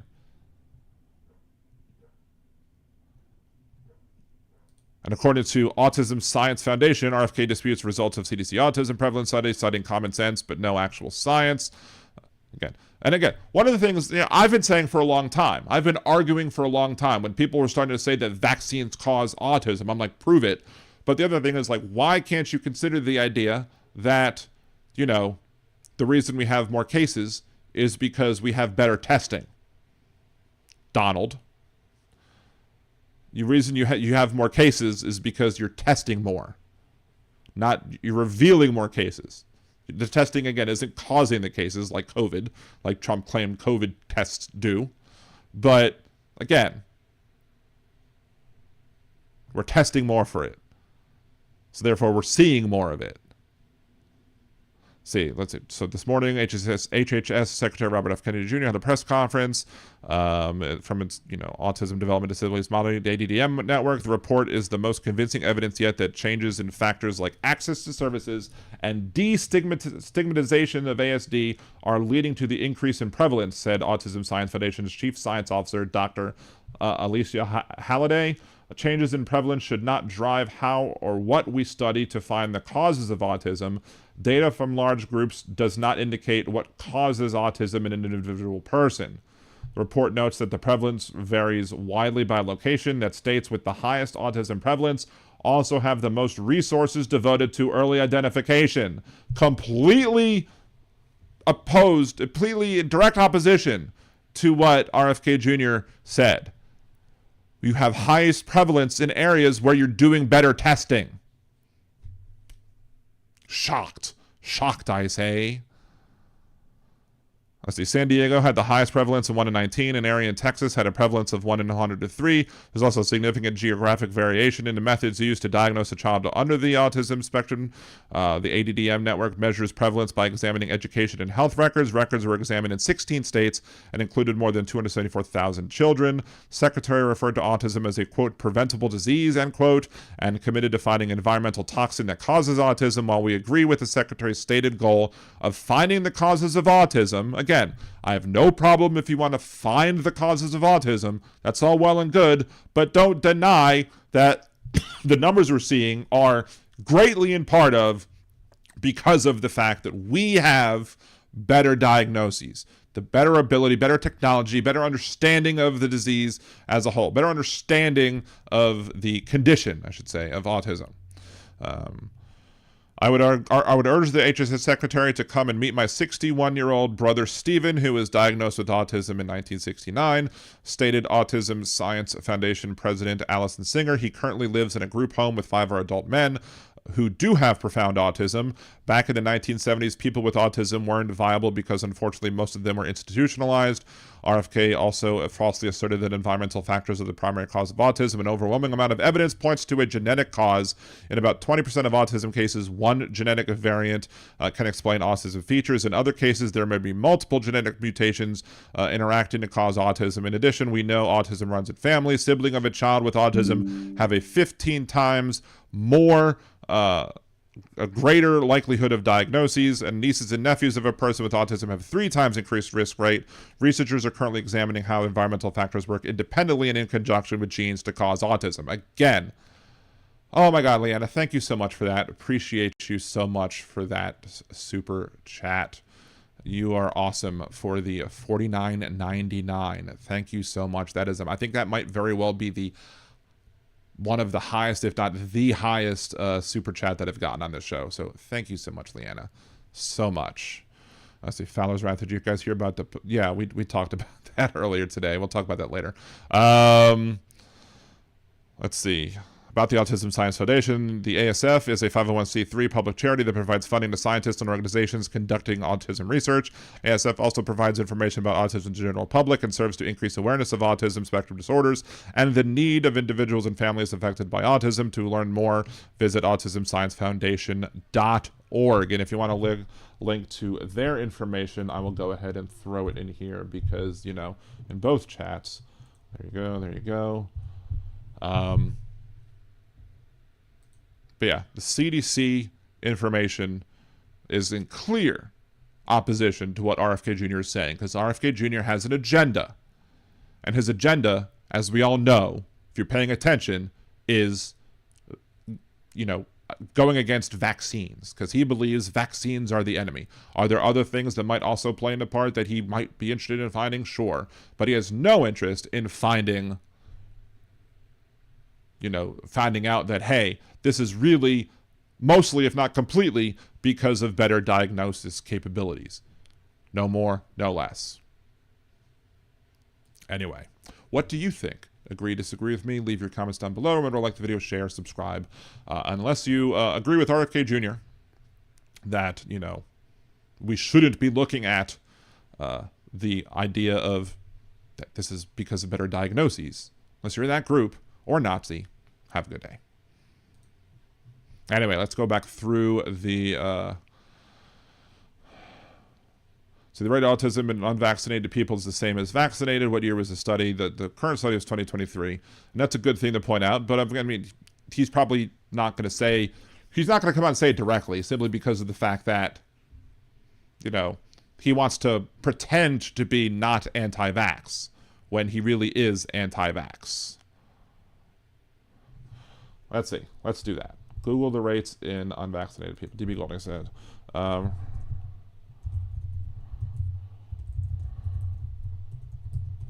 vaccinated versus unvaccinated.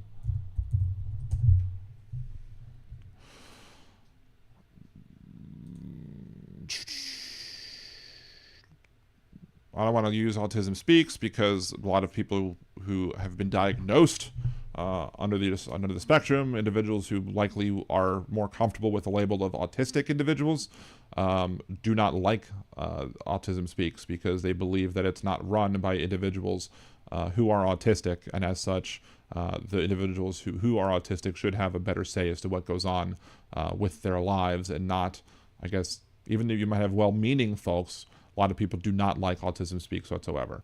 So there's a lot of links here that I'm seeing about do vaccines cause autism. That's not what I'm trying to find. Autism rates by vaccination status.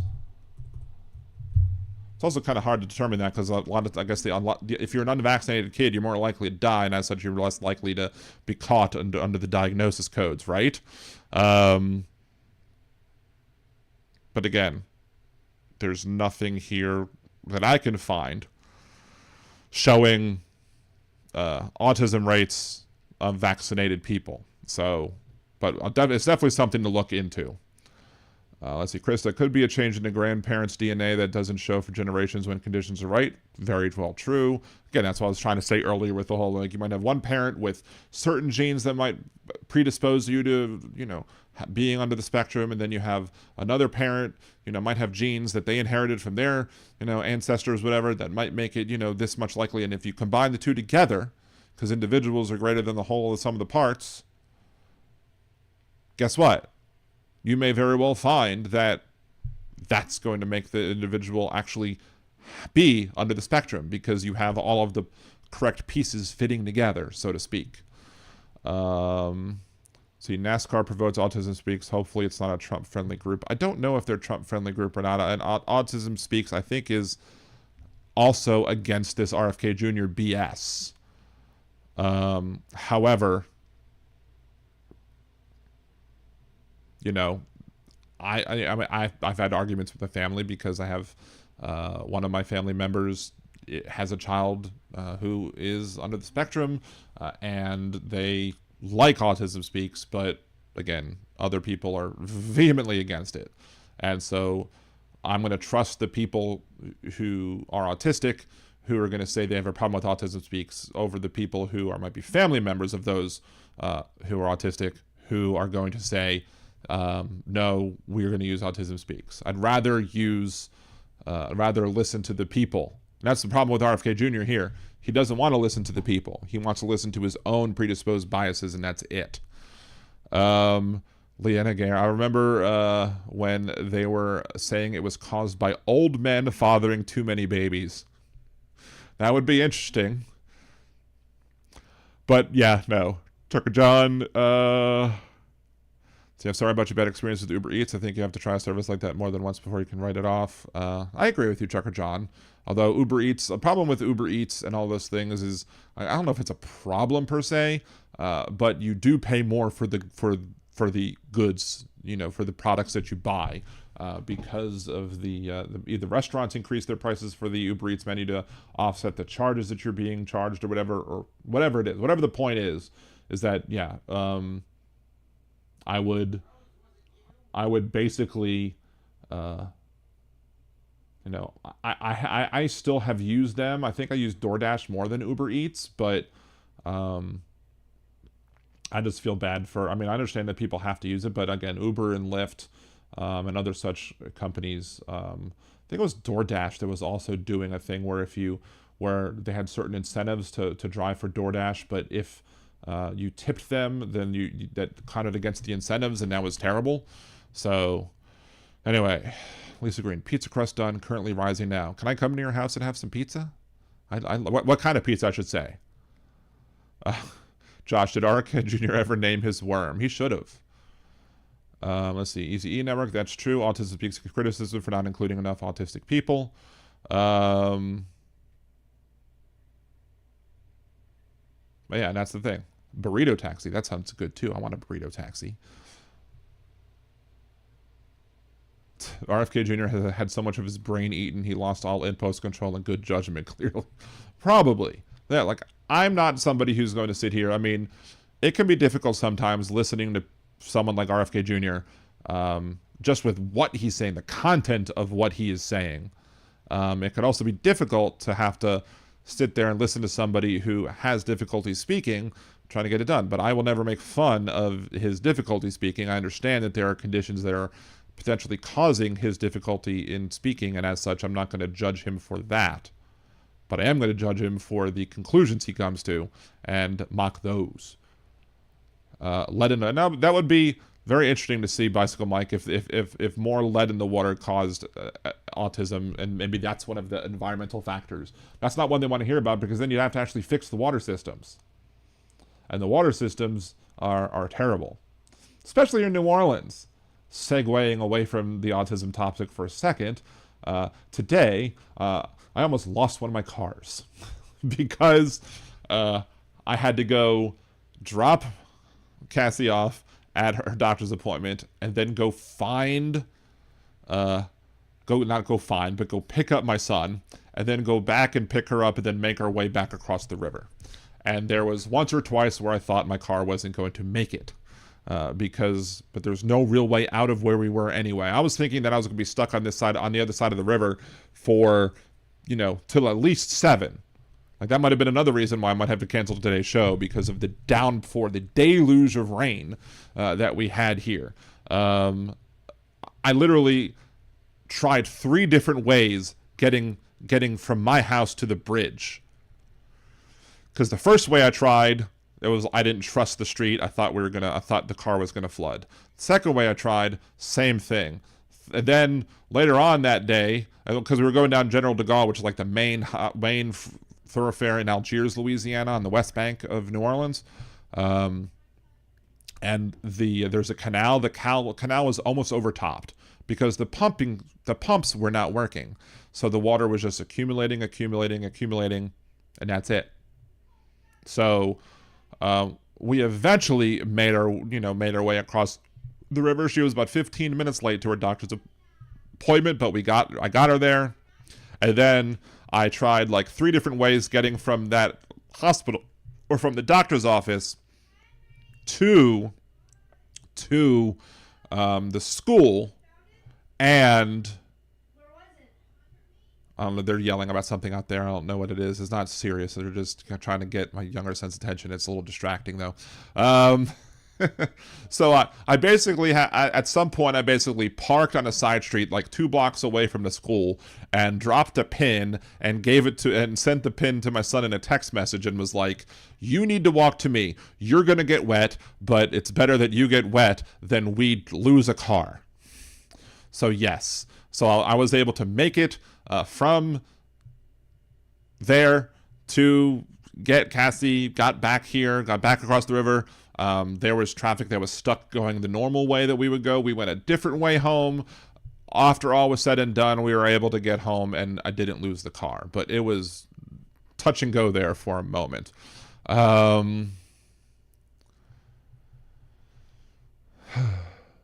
See, Lena, did you see the story about the doctor who had measles and was checking children while he was contagious? RFK Jr. met him, praised him, and said he was extraordinary. No, I did not hear about that one. That's crazy. Let's see if we can pull that one up. Meets doctor with measles. It sounds very... There you go. AP News. Video shows doctor with measles treating kids. RFK Jr. later praised him as an extraordinary healer. Providence, Rhode Island. A Texas doctor who's been treating children in a measles outbreak was shown on video with a measles rash on his face in a clinic a week before. Robert F. Kennedy met him and praised him as an extraordinary healer. Dr. Ben Edwards appeared in the video on March 31st by the anti-vaccine group Kennedy once led, Children's Health Defense. In it, Edwards appears to be wearing scrubs and talking with patients and children in a makeshift clinic he set up in Seminole, Texas, ground zero of the outbreak.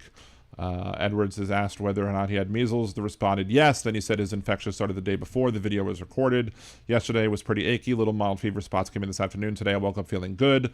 Well, measles is most contagious for about 4 days before and 4 days after the rash appears, and is one of the world's most contagious diseases. So he, with measles, went into a place with measles, helping to cause more measles to spread. And yeah, RFK Jr. then praises him. Ridiculous. Absolutely ridiculous. So yeah, I did not know about that, but thank you for bringing that to my attention. But I have heard of the Children's Health Defense group, which is just, a bunch of morons, because they're not about defending anything. They put your children's lives at risk. Krista, that's medical malpractice. It should be, at least. But if Texas is anything like Louisiana, and our laws seem to match a lot of the ways, you would, in order to be able to get, I just lost that train of thought again. Let's see. Liberal Dan, he was not wearing a mask. Of course he wasn't wearing a mask. He probably didn't wear a mask during COVID either. He probably said mask wearing is dangerous during COVID or some BS like that. Yes, the doctor absolutely needs to lose his license. So I just watched Harry Potter for the first time. Reason I had before was the satanic panic. We don't appreciate J.K. Rowling on this podcast because of her anti-trans stance. And basically, she wanted a reboot of Harry Potter because she doesn't like the fact that the actors who played Ron Weasley, Harry Potter, and Hermione Granger, shocked to actually know all them because I only saw the first movie. Again, losing my train of thought. Maybe I have something wrong with me. What's wrong with me? I don't know. Maybe just that I'm just exhausted or whatever. But anyway, so she basically said she wanted to start a new series or whatever because she doesn't like the fact that her three main actors, I guess, betrayed her in some way because they are critical of her and her turfy stance about, trans folk. I don't blame them. I blame her. So no, we don't stand J.K. Rowling here in this podcast. So see, Radcliffe is not as outspoken, but he is anti-Trump too. Yeah, they are. Yes, they are LGBTQ friendly, absolutely, but not J.K. Rowling herself. She's awful. Let's see, what else? I didn't say hello to Trucker John, even though I've seen Trucker John in the chat already, because I was talking about some of the stuff. But good to see you, Trucker John. I've been saying in some videos about like Trucker John's, or in some things, some comments I made was like, Trucker John says that this is the best podcast that there is. So Trucker John approved, which is a good thing. Let's go ahead and. I don't know if I'm going to last too long past 10, but we will go ahead and turn off the Do Not Disturb and turn on the call-in number, 562-LIBDAN1, 562-542-3261 is the phone number. If you do want to call in, you're welcome to do so. Of course, when somebody is on the phone, you won't be able to get in. I'll put you on hold, but if somebody's on the phone, I won't be able to... get to a second caller. So just if you hear somebody talking, wait to call until after they hang up. So, let's see, Leanna, I had measles so bad the doctor thought I had smallpox. Wow, that's crazy. Why are you using NPR? Am I using an NPR voice? I didn't think I was. There are times where I've used an NPR voice, like when I evacuated for Ida and I had to do the podcast from the same room that we slept in at my mom's house. And so I had to change my voice from here to down here. It's like, welcome to Liberal Dan Radio, talk from the left, that's right. And we would have to I have to keep it down, and basically like 5 minutes into the show, she'd be like, just knock the F out. So it was low and sounded like pleasant, loud whispering. Interesting. I wonder if my thing changed, even though I didn't want it to. Nope, actually, my input is at 100 still. It hasn't changed yet. That's good. Maybe my setting change worked. Welcome to Delicious Dish. We have our guest, Pete Schweddy. What is the name of Pete Schweddy's restaurant? Seasons Eatings. Right, that was his at least Christmas one where he had a Schweddy balls. Season Eatings, like season's greetings. Very clever. Good times. Anyway, liberal ASMR. Maybe that's a good way to get some things. I'd be like talking in a really really low whisper type of voice, enunciating things and saying things like, Donald Trump sucks. Donald Trump is a terrible president. Or maybe you just need to play that for, like, just to have it on low, and you could play it for your MAGA relatives while they're sleeping. Just be like, put on a Liberal Dan ASMR, like, you do not want to vote for Donald Trump. You do not want to support Donald Trump's policies. Donald Trump is a traitor to this country. Donald Trump is somebody who pardoned domestic terrorists. Something like that. Anti-Trump ASMR. Yes, easy network. Subliminal. We got a call. And it's who we think it is. It is Big Hook calling in. And welcome to the show, Big Hook. Thank you for calling. Good to talk to you again. What's going on with you? Watching and learning and trying to make sense of the world, just like everybody else. It seems to be a struggle these days. Well, to me, I've stopped using the term common sense because the only sense that's common these days is nonsense. But anyway. No, I agree. We seem to have lost the thread of morality as well as,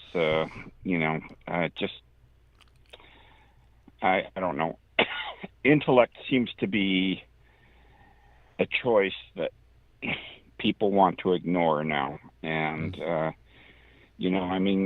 we're dismissing professionals who are educated to the highest degree with a PhD, and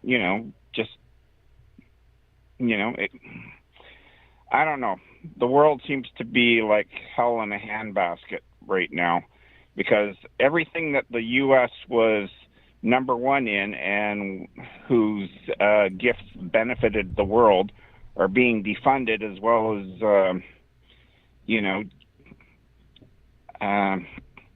how do I put it? Defamed, defamation. Yep. What do? RFK has a law license. He doesn't have a medical license. He has no science background as far as I know. And here he is talking shit about other people who have dedicated their lives to helping the human race live longer and better. And that is disgusting on a level I can't even say without using extreme language. Yeah. Expletive-laden rants have become more and more common, especially by me. I try to not do it as much as possible, but still, these people will lead you to drink and curse. Yeah. Lisa Green in chat, Donald is taking away 100 years of progress in 100 days. Pretty much 1 year of progress removed for every day. Yeah, well, that's why I said in Doge, it's destruction of government entity. Yeah. I mean, he is pretty much going out of his way to make the world worse and to weaken America, which, is, and that's the thing. I mean, with all the stuff that's being sent out there, and probably, sensitive information as well as other things to Russia and China right now, I really worry because, it means that we now have to reinvent ourselves and come up with better technology than they are capable of, because what they're going to do is they're going to use what we currently have. I mean, it may take them 2 or 3 years to make it work and figure out the logistics and whatnot, but that's where we're at. I mean, so if you think we're spending a ton on military right now, where do you think it goes from here? No, it's I don't. it's something that's just the fear of wow. I mean, one of the things you talked about earlier though, with the whole the rejection of the experts, whatever. Like I think I saw this coming a very long time ago, simply because of the fact that once the conservatives started insulting intellectualism and intellectuals, like they want they think they're part of the intellectual elite or whatever. They're intellectual elitists. I'm like, so? Is that a good thing? Don't we want people in government who are going to be intellectually elite? Don't we want people who are the best and the brightest and the smartest to come together and do things for the betterment of society? Or do you just want a bunch of stupid blowhards who are going to, be idiots? And apparently that good chunk of this country just wants stupid blowhards who are going to be idiots. So... Yeah, that's what bothers me is it's not only your reputation, but you're destroying the centers of education that are the balance between insanity and relevant forwarding of the human race as well as other things. I mean, it's just, it bothers the hell out of me because I think there is so much out there that people don't know. I mean, we boil it down to, they have the reading level and comprehension level of a fourth or a fifth grader, and sadly that seems to be true because these people are saying things that don't make sense. I mean, you take you do a text of everything that Donald Trump says in a speech or whatever, and it makes no sense. We are literally like, reading between the lines with everything that he says because, half of it doesn't make sense. And then we're just trying, and then the press is just as guilty because they go and they try and interpret what he's saying and say, well, we guess this is what he means and whatnot. And it's like, if the idiot can't say it straight, what makes him qualified to be president in the first place? And these people with the fourth and fifth grade level comprehension must understand that. They know that they can speak better than he can, and yet they fucking elected him. Yep. Which is, which really speaks poorly for the American populace. Mm-hmm.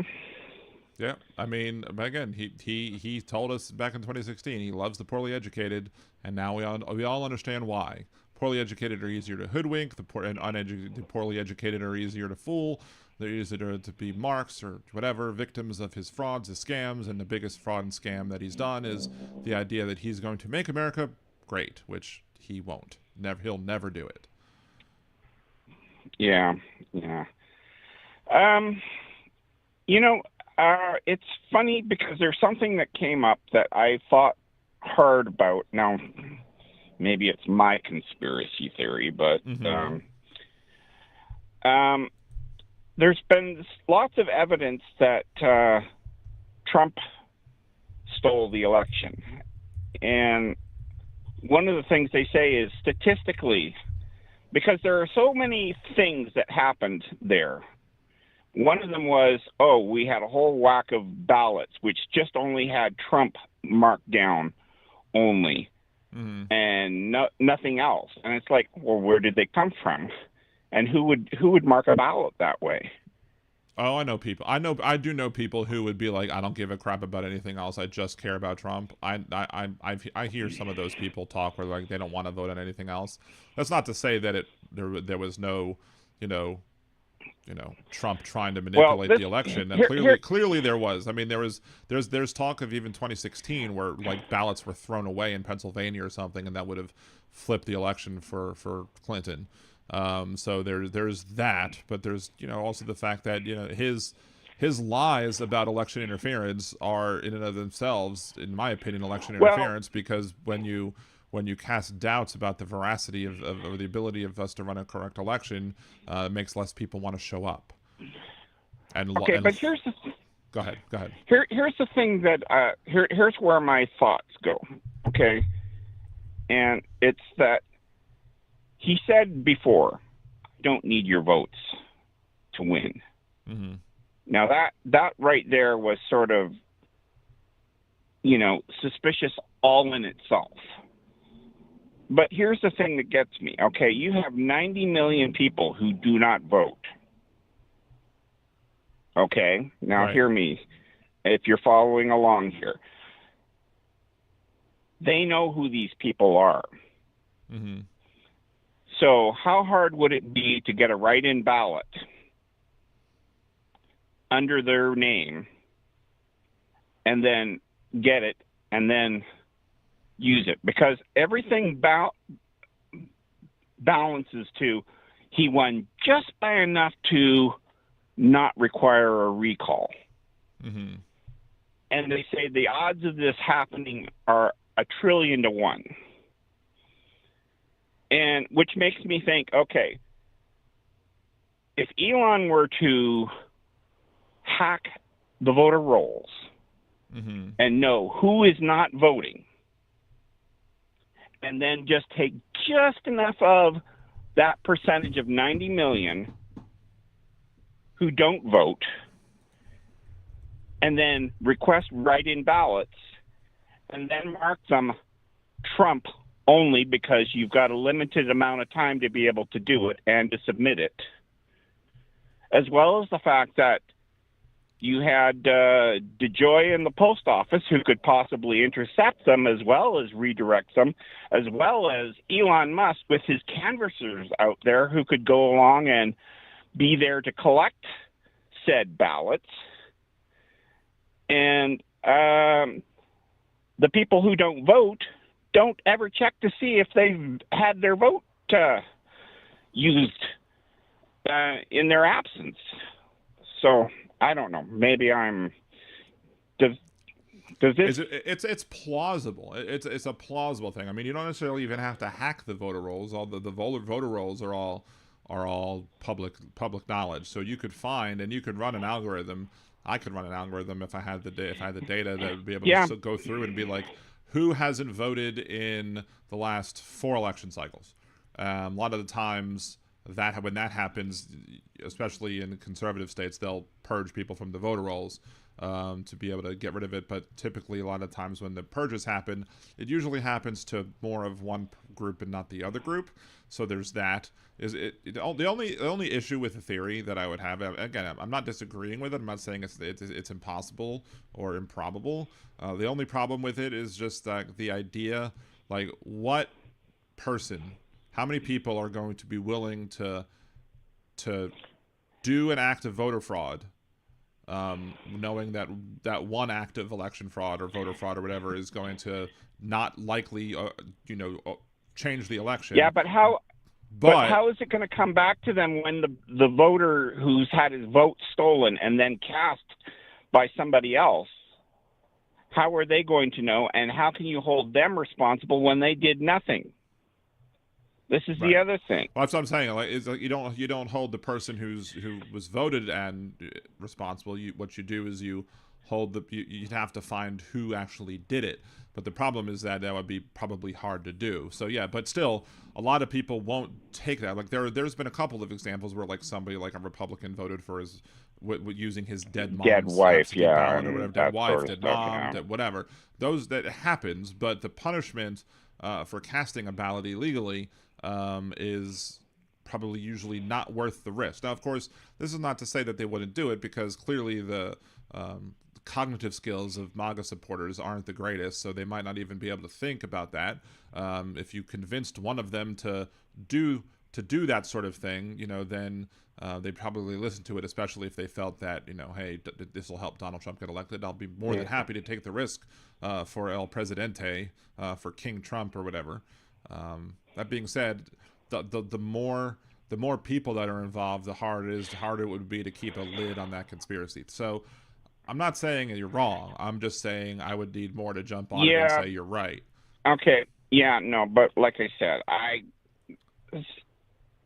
it doesn't smell right. Statistically, it doesn't hold up. And, as Malcolm Nance says, coincidence requires a lot of planning. And the thing is that he had 8 years to plan and game this out. And, that's the thing. And Elon so conveniently got involved in the whole thing. And, who has more resources as well as, think about it. All you need to do is bribe the right people.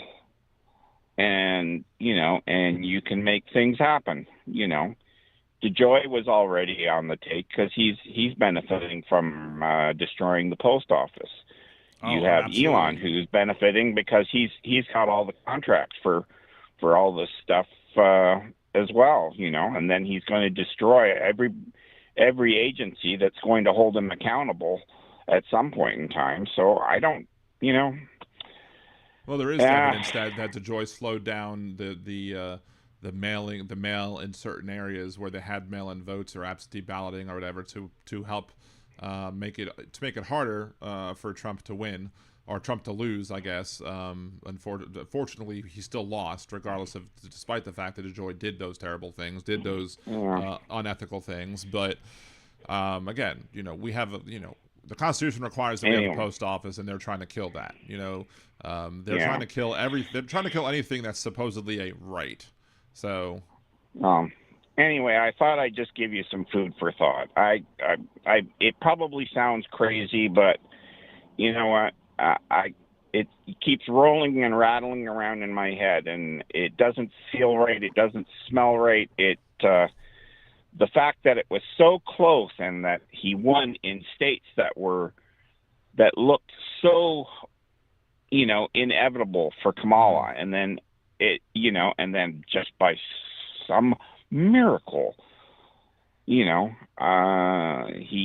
coasted through and had just enough votes to not trigger a recall or do anything else, and to, whatever. And, it doesn't, it doesn't hold up. It doesn't hold up because, either he's the luckiest bastard in the world or the fix is in. And my guess is that this is the ultimate con man who has fucked over more people than anybody else in the world.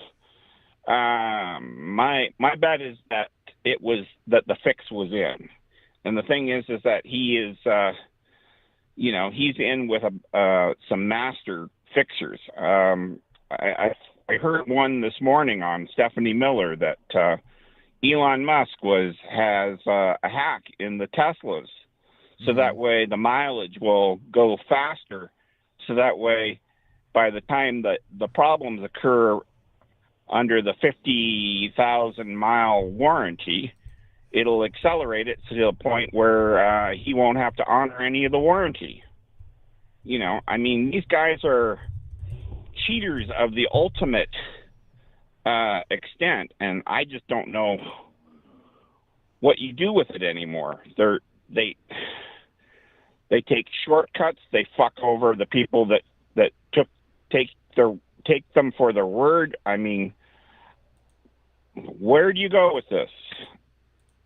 Yeah, I mean, on that point, I'm at my wit's end. For those who don't know, there is a class action lawsuit against Tesla alleging that Tesla's odometers are inaccurate, claiming they use predictive algorithms and energy consumption metrics to inflate mileage readings and prematurely expire warranties. The lawsuit suggests this practice leads to increased repair revenue for Tesla and encourages customers to purchase extended warranties.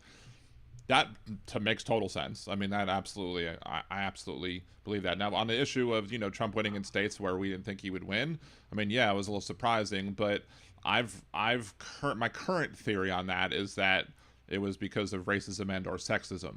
Either they didn't like Vice President Harris because she was a woman, or because she was black, or both. Because in all of the swing states, or most of the swing states, I should state, or especially the ones that she needed, you had examples of Democrats winning statewide with her not winning statewide, and either those Democrats were men or white women. So I think that's more of a possibility than perhaps that sort of shenanigans. But again, I don't put anything past Donald Trump. I think anything that he potentially could do, he would do, because he's more concerned with keeping power than protecting our country. Well, so look at what he had at stake if he lost. He was going to go to jail probably for the remainder of his life, and he was going to be in a courtroom for the next 10 to 15 years, even after he exhausts all of his appeals. And, between Elon, Putin, and all these Russian Republicans who believe that an oligarchy is inevitable for the rest of the American populace, I just don't know where to go with this. I mean, the protests are going to have to get larger and louder, and and whether or not he invokes the Insurrection Act and imposes martial law and tells the MAGA faithful within the military to shoot first and ask questions later, where do you go with that? Right. No, I understand. I agree with you, though. He also, I mean, I'm not necessarily, I don't know if it's agreeing with you, but he brought up the fact that, he may very well be the luckiest person on the planet. He's very lucky. I mean, I'm going to say that without any, he is absolutely very lucky. Specifically, the Florida case, the documents case, because he got Judge Cannon as both the judge that was randomly picked for the pretrial hearing stuff and being the judge that would hear the regular case. The odds of that happening were 1 out of 9. So there was an 8 out of 9 chance that Trump would get either her for one or the other, or neither. It was more likely that he'd get neither. But to get both, because there's 3 different judges it could have come from, to get both of them, that's 1 out of 9. So I mean, that was pure luck on his part, because there's no other way that I could explain that, because I think because the people in charge of deciding or in control of those mechanisms would be people who are would be under the Biden administration and not the Trump administration. So, but go on. Well, here's the thing. Forgive me for interrupting, but no problem. We are taking the word of the trust me, bro, Florida judiciary, who are extremely conservative, which sort of puts, as far as I'm concerned, everything in doubt. I mean, who's to say that if he got another conservative judge, they might have a sizable reelection campaign contribution from Trump that would have swung it his way no matter what, And that's the thing that bothers me. You guys have the ultimate corrupt society where money dictates whether or not you live or die or spend the rest of your life in jail. I mean, that's where you guys stand. And, it's why the fuck I live up here in Canada and have no intention of ever going back down to the States until you guys get your shit together or, unless I'm dragged out in handcuffs and leg irons. Right. Yeah. I mean, I don't blame you. And if I would take a more serious look at it, going up there or whatever, if it was at all possible, if it wasn't for the fact that my wife has psoriasis and she doesn't like the cold. Yeah, I hear you, Dan. Anyway, I just thought I'd chew your ear off. I'm at the point where I'm contemplating banging my head against a concrete wall because nothing makes sense to me anymore looking at what's there. And you guys hold so much power within the world, whether it be the shipping lanes, the defense of Taiwan, the trade with China. I mean, right. I mean, you have people within the Trump administration who would have been more than happy, like some of the extremist MAGA folks would be more than happy to have, like when we were going after, I guess, the pirates that were threatening the shipping lanes, like the Houthis or whatever, attacking the shipping lanes. Some people in his administration were basically like, let the other countries deal with it. It's only going to affect us minorly. It's going to affect them more because they don't realize how truly. I mean, they're against so-called globalism, but how are you going to unring the global economy bell? And of course, when they talk about globalists, we all know they're just talking about Jews, but they use globalists for enough plausible deniability, even though it's hard for them to deny it at this point.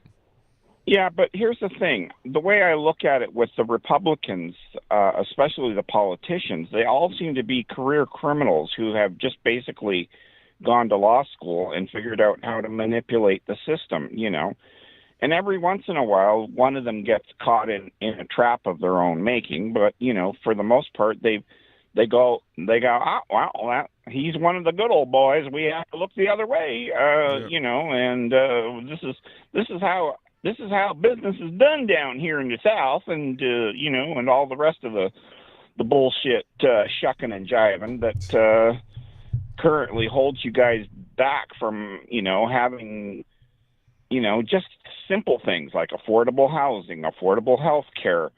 I mean, I don't know.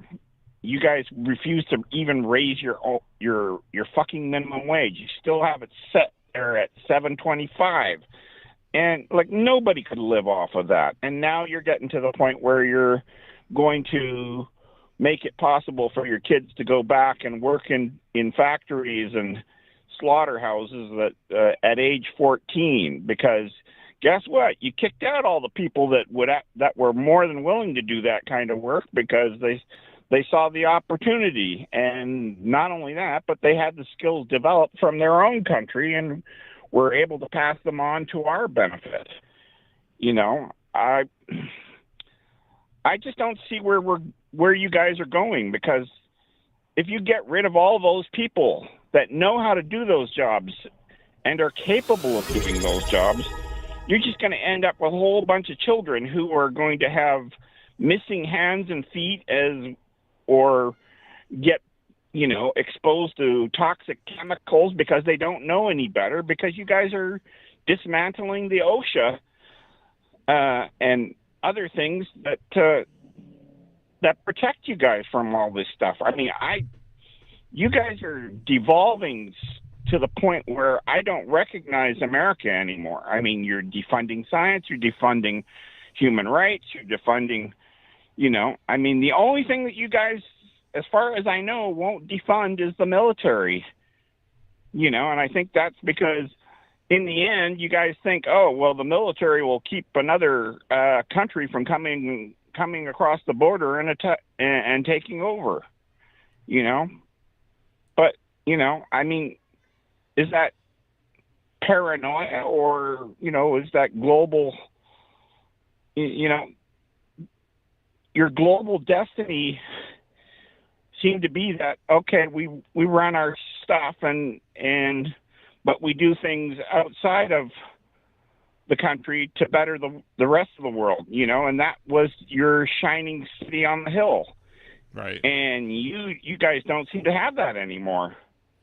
Well, I don't know. I might have brought this up last Monday. It's been a hell of a week, and I think my memories issues have been shot for a little bit to see what I talked about and what I didn't talk about. But Like, I think one of the big differences, at least financially speaking, or even just morally speaking, between the left and the right is, like, the United States has is 25% of the world's economy. Like, a lot of the times when we're 4% of the population. We're also things like 25% of the world's COVID cases being 4% of the world's population. And I think people on the left would say, since we have 25% of effect on the world, we should be responsible for taking care of at least 25% of what's going on in the world. And the conservatives, MAGA type folks, were probably more likely to say, we're 4% of the world's population, therefore we should not have to put up anything more than 4%, if that, of anything to help out the rest of the planet. So we're responsible for 25% of the pollution on the planet. But again, the conservatives would probably only say that we should only be, responsible for 4% of it, financially or otherwise. They are so unwilling to help anybody else, even when it's our problems doing it, that because no conservative that I know of that's in elected office, at least, will be willing to apologize or say that they were wrong or do something that for the betterment and the good of society. It's all about the betterment and the goods of their own selves, and that's just selfish, that they lack empathy. And I'm not saying anything new to anybody here listening to this show, but it's just how I'm seeing it, how I'm seeing that's how they come to their conclusions, if they're even capable of reaching conclusions, not just following along like lemmings. Well, they seem to think that they are superior to the rest of the world. This is part of the problem with the conservatives, because they believe in this manifest destiny that they are the inheritors of the modern world, and somebody gets in the way or says you don't have the right to do that. They say, well, sorry, your say and your rights don't mean anything to us. We'll go to war with you. We'll go in and take all of the resources that you have. We'll set up shop. Child labor all over the world. Who does it benefit? More often than not, it ends up being the USA. It's Walmart who doesn't want to pay people. Right. And the thing is, and one of the things I thought of, going back to the point about the minimum wage, is the fact that, fine, there may be a valid argument to be made about, that if you increase the minimum wage, you might hurt small businesses and their ability to hire. Now, I'm of the opinion that you don't necessarily have the right to open a business and pay substandard wages for that business. If you can't afford to run a business and pay good wages, then maybe you shouldn't be in business in the first place. That being said, if they want to go with that argument, saying that businesses shouldn't be required to pay anything more than $7.50 an hour, my argument would be then fine, charge higher taxes to the corporations that could afford to do it and choose not to, and then implement UBI, so that we could all have universal basic income, so that we all have better standing when it comes to job negotiations, so we don't have to worry about, how, losing your job is going to kill you. And so you might be able to take or argue for a better job, for higher wages, have better say, or a stronger ability to have a say at the negotiation table for whatever your salary might be, and it'll force the corporations to raise their prices if people are like, you know what, I'm not going to accept your shitty slave wage if you're going to if you're, since I can have this money short term, if you want workers, you want employees, you want people to do the labor for you, then you're gonna have to pay us a fair wage, and that would be another way to kind of force the hand of the people who are force the hand of people who are not wanting to increase their salaries, who can afford to. Meanwhile, the other side of the coin is that if you have smaller businesses that might have a good working environment, people might want to choose to work for them because they are like, okay, the combination of this salary and this UBI makes it possible to work for them. And then you have people who might have better say in doing, or better chance of doing, a job that they want to do instead of one that they have to do. So well, anyway, I've probably chewed your what's left of your hair off at this point. So maybe I should just let it. I haven't seen Mike Tyson recently. I only met Evander Holyfield and not Mike Tyson. So, and the first thing I did is when I shook Evander Holyfield's hand was I checked out the ear to see if the little piece is still missing, and it is. So, anyway. Okay. All right. Well, thank you so much, Big Hook. Always, nice talking with you, and nice I hope I gave you well. some food for thought and contribute to your show and your following. Well, thank you so much. You have a great one. You as well. Bye. Bye. That was Big Hook. Big Hook, thank you so much. I'll leave the whatchamacallit open, the lines open for a few more minutes if anybody else wants to call in. Easy E Network says people should threaten to unionize in every labor force. I mean, yes, that'd be nice. Unfortunately, we have too many people who vote against their best interests, too many working class people who vote against unions because they're stupid. Because, you know, just like the arguments that I've made, you know, in the video that I made about voting rights and the GOP coup and voter suppression, and how when they overturned the Part 4 of the Voting Rights Act, that basically the argument made by Justice Roberts was that because we haven't seen examples of racist policies or whatever, that means we don't need the law anymore. But the law is the reason why we hadn't seen as many racist rulings, because the states that were going to be racist need pre-clearance, and now they don't need pre-clearance anymore. And since they don't need pre-clearance, they can pass their horrible laws, which work to disenfranchise the voters that they want to disenfranchise. So, anyway, let's see. 250 kilo ohms, UBI, like wage increases the day they've instituted prices get raised and rent on other things. I don't necessarily believe that would absolutely be the case. You might need to have some things like rent control. And I discussed this on Hal's show a while back too, and he did bring up the fact that if you do implement a UBI, it's going to cause inflation without other measures in there. But I mean, one of the arguments that I would make about that is that a lot of the times when you raise prices on certain things, like, for example, certain things, it depends on the price elasticity demand of the good or service that you're trying to get, which will determine how much a price increase can happen. But if they could sell an item for a good or an item or a service, a good or a service for a particular price, and still make as much money doing so, why wouldn't they have done it already? Like, why wouldn't they have increased the price now?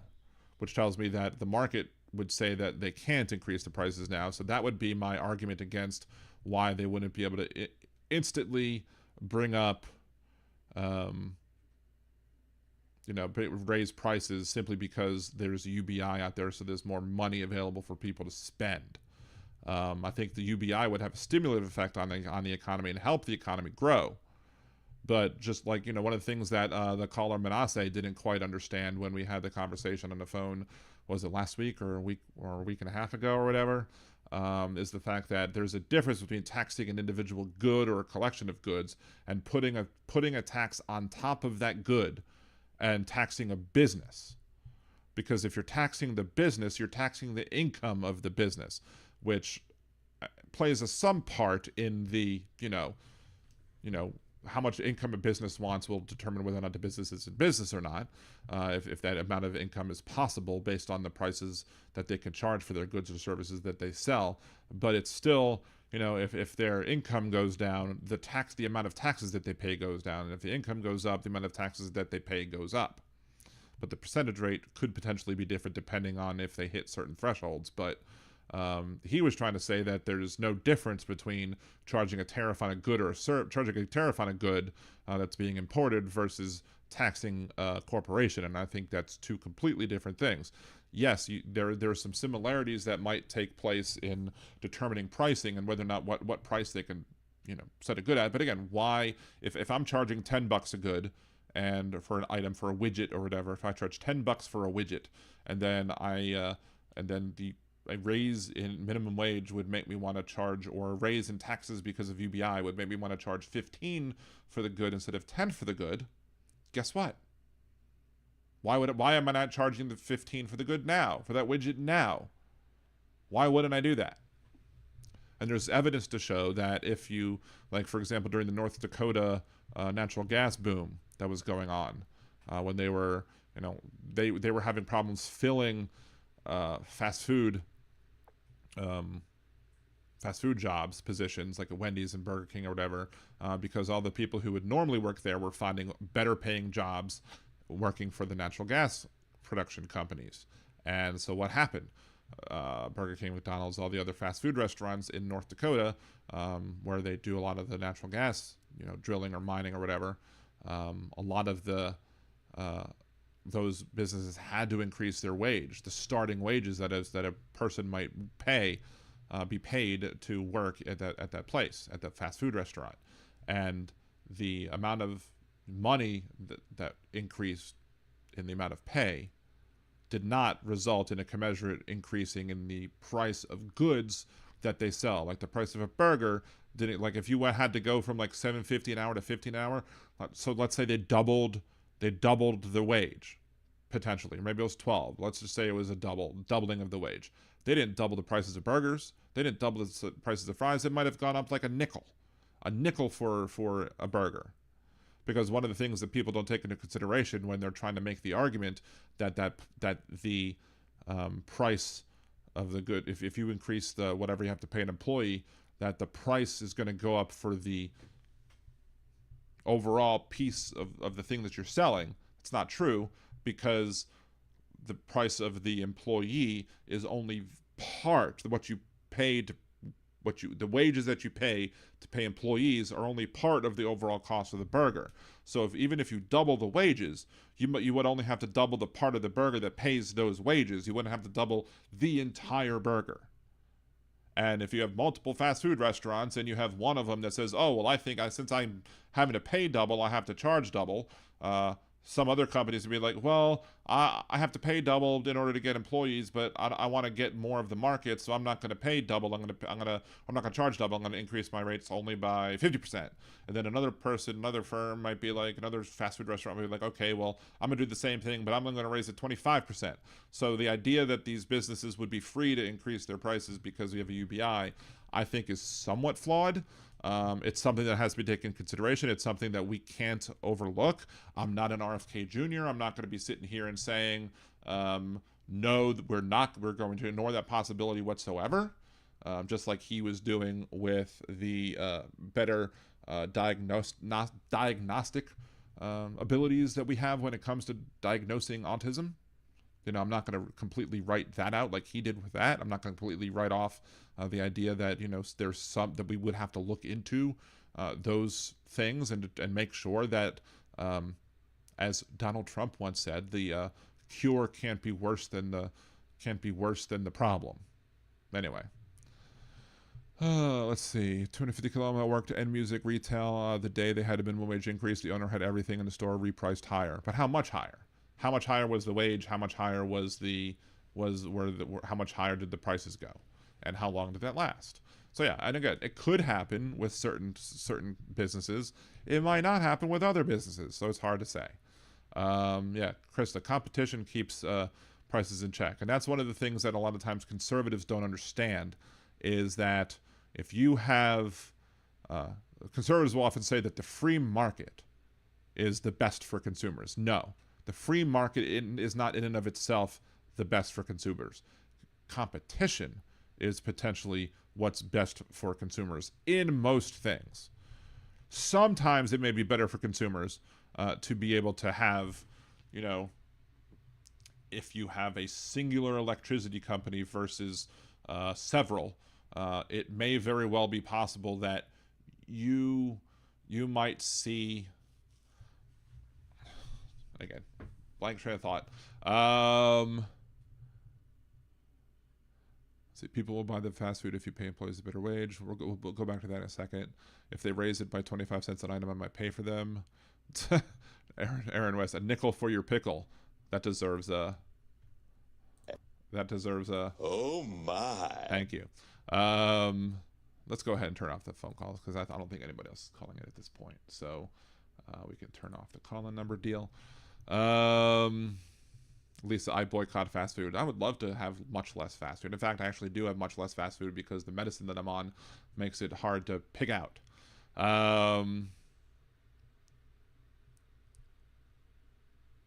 see. I don't know why. I think I'm just under the after effects of last week and still being exhausted because I keep losing the trains of thoughts that I'm having.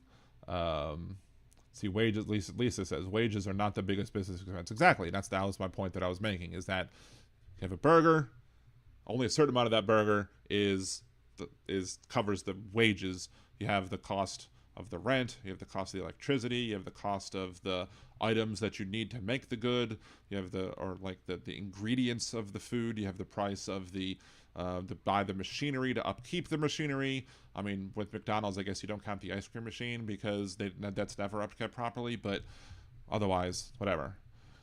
Lisa, if the choice is fast food or fasting, I'll wait till I get home. Fair enough. See, Krista, when I lived in a rural area, the local True Value was the only store in the area. Prices were high until a market opened up across the street. Then they both tried to undercut each other. Yeah, that's true. But the point I was making with like certain things, like there's certain businesses that do better as a monopoly. But those businesses that are like utilities and stuff like that they do better as a monopoly, they also need to be regulated so that they can't take advantage of the customers and take advantage of the fact that they're the only people providing something that's a need. But the problem is that if you have like multiple companies trying to do business and produce electricity in one area, what does that mean? Are you going to have double the electric lines and one set of electric lines go for one company, the other set of electric lines go for the other company, and you have to switch your house between one or the other depending on whether or not, which company you choose to get it from? Which is one of the reasons why for a while I said that I supported the idea that Texas had, which was you have a government entity running, or maybe a non-government entity, but some sort of entity that's responsible only for the upkeep and, the laying of new wires, new electricity, the electrical power grid. You have that responsible for that. Then you allow companies to sell their electricity on the power grid. And part of the cost of electricity would include the cost to upkeep the infrastructure required to have the electricity delivered from the plants to those places. Now, the problem what Texas did is Texas then decided it wasn't going to take part in the national grid, and because of that, when they had the brownouts or whatever during the freeze that one year in Texas, you ended up having people not having electricity because the whole thing was just a flop.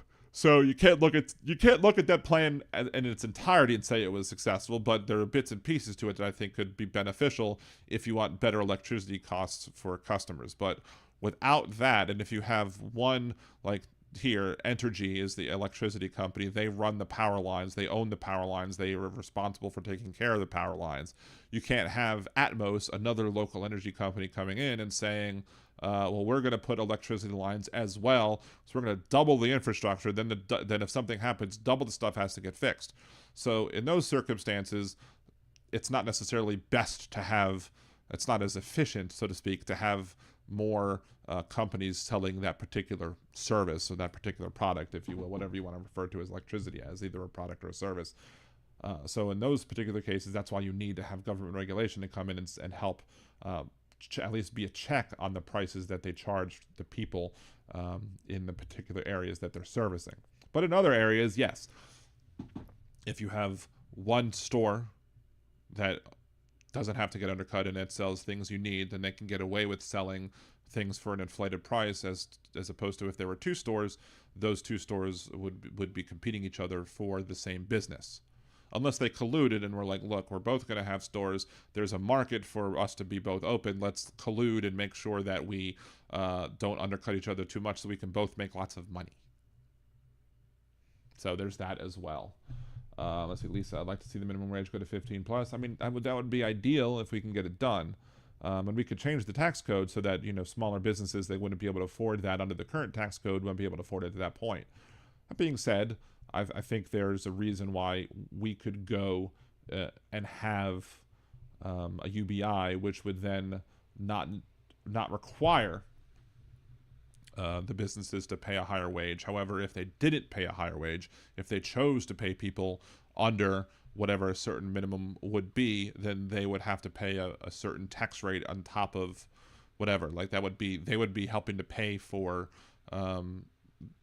the UBI in order to offset the loss of income that people would have because they're not or the potential loss of income, or the non-increased income that they would have if we would have just increased the minimum wage overall. So,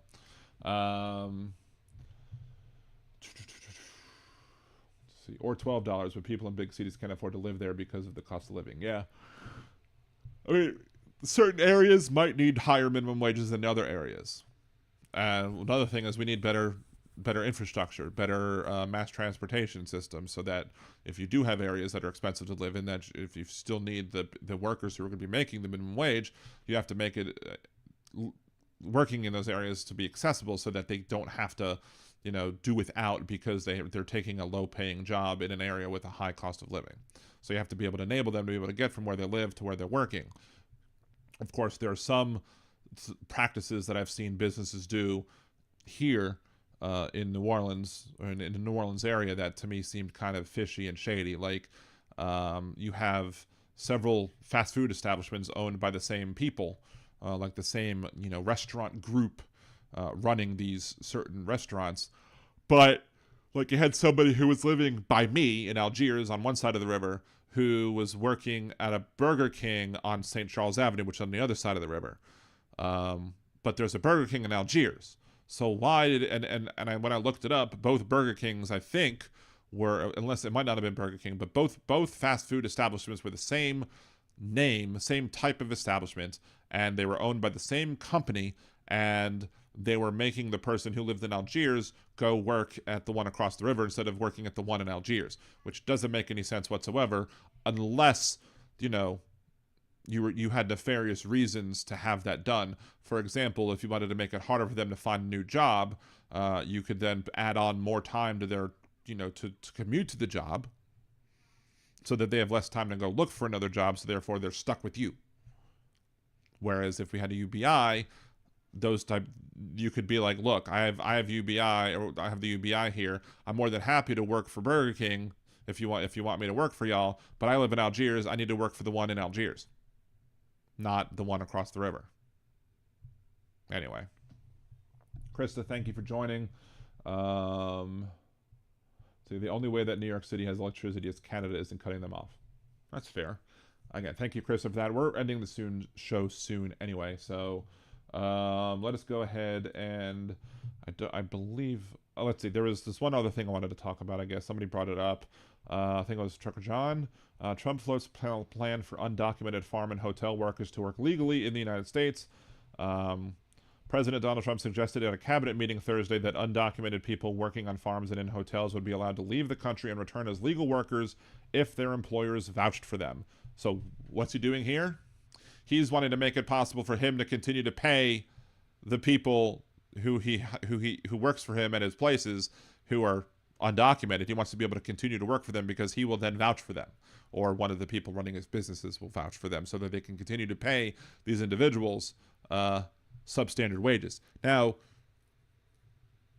one could argue that, hey, maybe it's a good thing to be able to help get people like that, be able to freely move back and forth, but I'm sure there's nothing going to be in this plan that would create incentives for these businesses to actually pay them a living wage instead of a substandard wage. Let's see, Trump said to the meeting that reporters that we have to take care of our farmers, our hotels, the various places where they tend to need people. So a farmer will come in with a letter concerning certain people, saying they're great, they're working hard, we're going to slow it down a little bit for them, we're going to ultimately bring them back, they'll go out, they're going to come back as legal workers. How is that efficient? How is that an efficient use of government? If you wanted to do such a thing, why wouldn't you just say, let's make all of the ones here now legal workers if their employers were vouch for them, if that's really what you want to do? But I don't believe that they would let them back. They're just using it as an excuse, as bait. Like, okay, here we go. I want to have these workers, so it's probably a way for him to get the employers to report their employees that they want to continue hiring, so that ICE has an easier time to get those people out of the country and then never bring them back. Because if you believe that the Trump administration would be bringing the people back, or most of them back, I have a bridge in Brooklyn to sell you. So, let's see. Trump says the administration is going to work with people if they go out in a nice way. We're going to work with them right from the beginning on, trying to get them back legally, so it gives you real incentive. Otherwise, they never come back. They'll never be allowed once a certain period of time goes by, which is going to be 60 days. In response to NBC News' request for more details, White House spokesman Kush Desai said the Trump administration is committed to delivering on the mandate that American people gave to President Trump to secure our borders, enforce immigration laws, mass deport criminal illegal migrants, and put America first, which of course is not an answer. The United States has programs that allow immigrants to come into the country and work, although employers often complain about the difficulties of using them. Farm worker and immigrant advocates have often pushed for better regulation of the programs to ensure workers are not exploited or abused or thrust into substandard living or work conditions, as I said. White House official told NBC News that Trump wants to improve H-2A program, through which employers in the agricultural industry can hire temporary and seasonal workers, an H-2B program, hiring immigrant workers for temporary seasonal jobs in other industry sectors, such as hospitality, entertainment, and tourism. Trump has used the H-2B program. You know, we all know that. We all know that Trump is a hypocrite. Trump spoke after Homeland Security Secretary Kristi Noem made statements about self-deportation and a Trump administration policy that requires people here illegally to register with the Department of Homeland Security using an app it is dubbed as CBP Home or face criminal charges. About 40% of the crop farm workers are undocumented, according to the Agriculture Department. 1.1 million undocumented people worked in the hospitality industry, hotels and restaurants, about 7.6% of the workforce. So basically, he's going. So what are they going to do in the 60 days? In 60 days, they have these people have to present themselves. They have to say, okay, I'm undocumented. I will leave the country, but help me come back. What are those businesses going to do for the amount of days that it takes them to leave and come back? Probably going to go under because they're not going to have the workforce to do the work that they need them to do. Right? So more stupid ideas from a stupid president. See, Liberal Dan, exactly. Thank you. Trump has a plan. He will let everybody win in 2 weeks. And then 2 weeks from now, it'll be 2 weeks later. And 2 weeks later, it'll be 2 weeks later. 2 weeks later, it'll be 2 weeks later. So lather, rinse, repeat. Lucy in the football, if you will. That's one of my favorite examples to use for MAGA voters in particular, because they think they're going to get to kick the football, but Donald Trump is Lucy, and no. Anyway, so I think that'll be the end of the show. If you're watching on Twitch, thank you so much. We're going to have still haven't found a good song to be able to end that Twitch is going to like. Otherwise, you know, I want to thank everybody for watching. Appreciate you being patient with me for, you know, still dealing with, I guess, the minor remnants of my exhaustion. I'm still tired, but I'm not as exhausted as I was Wednesday or Thursday. I wish I could have got on the air, but it just made sense for me to just continue to get more rest. Again, how are they going to leave with no job? Exactly. How are they going to get back with no job too? Doesn't make any sense. But thank you all very much. To 250 kilo ohm that brought a portable whole house generator because I can't trust Texas power grid. I don't blame you whatsoever. Thank you, Roxanne. Again, thank you again, Leanna, for the massively generous $49.99 super chat. I appreciate you. Again, if you want to, there's still time left to play that game. I think there's maybe about 8 days left to play the game that's linked to in the show description on YouTube, or you can go to nerdydan.com and look at the first pinned post or the first post that's on nerdydan.com. Both will get you to the link to see how to download the Matchmasters game that I've been talking about on the Nerdy Dan channel. And again, if you download the game and you buy the things in the game for the amount of money that it says on the nerdydan.com link, you can get more bang for your buck if you contribute to the show than normally continue to contribute to the show. After this one's up, I'm sure we'll have another one. Lather, rinse, repeat. So far, I'm at about like $240, not including the incentives they give. So it's been good so far, but it could be so much better. If you don't like games, again, not a big deal. There's many other ways to help the show. Remember to like, video, share, subscribe to the channel. You know, comment on channels to, you know, interact with other people to get the algorithms up, because as we all know, Algor needs more rhythm. Thank you all so very much again. You'll have a great rest of your night. If you're not going to join us tomorrow night, Tuesday on nerdydan.com stream, we will be live again Wednesday, assuming nothing else takes place. Again, thank you all very much. Appreciate it, and have a good one. Peace.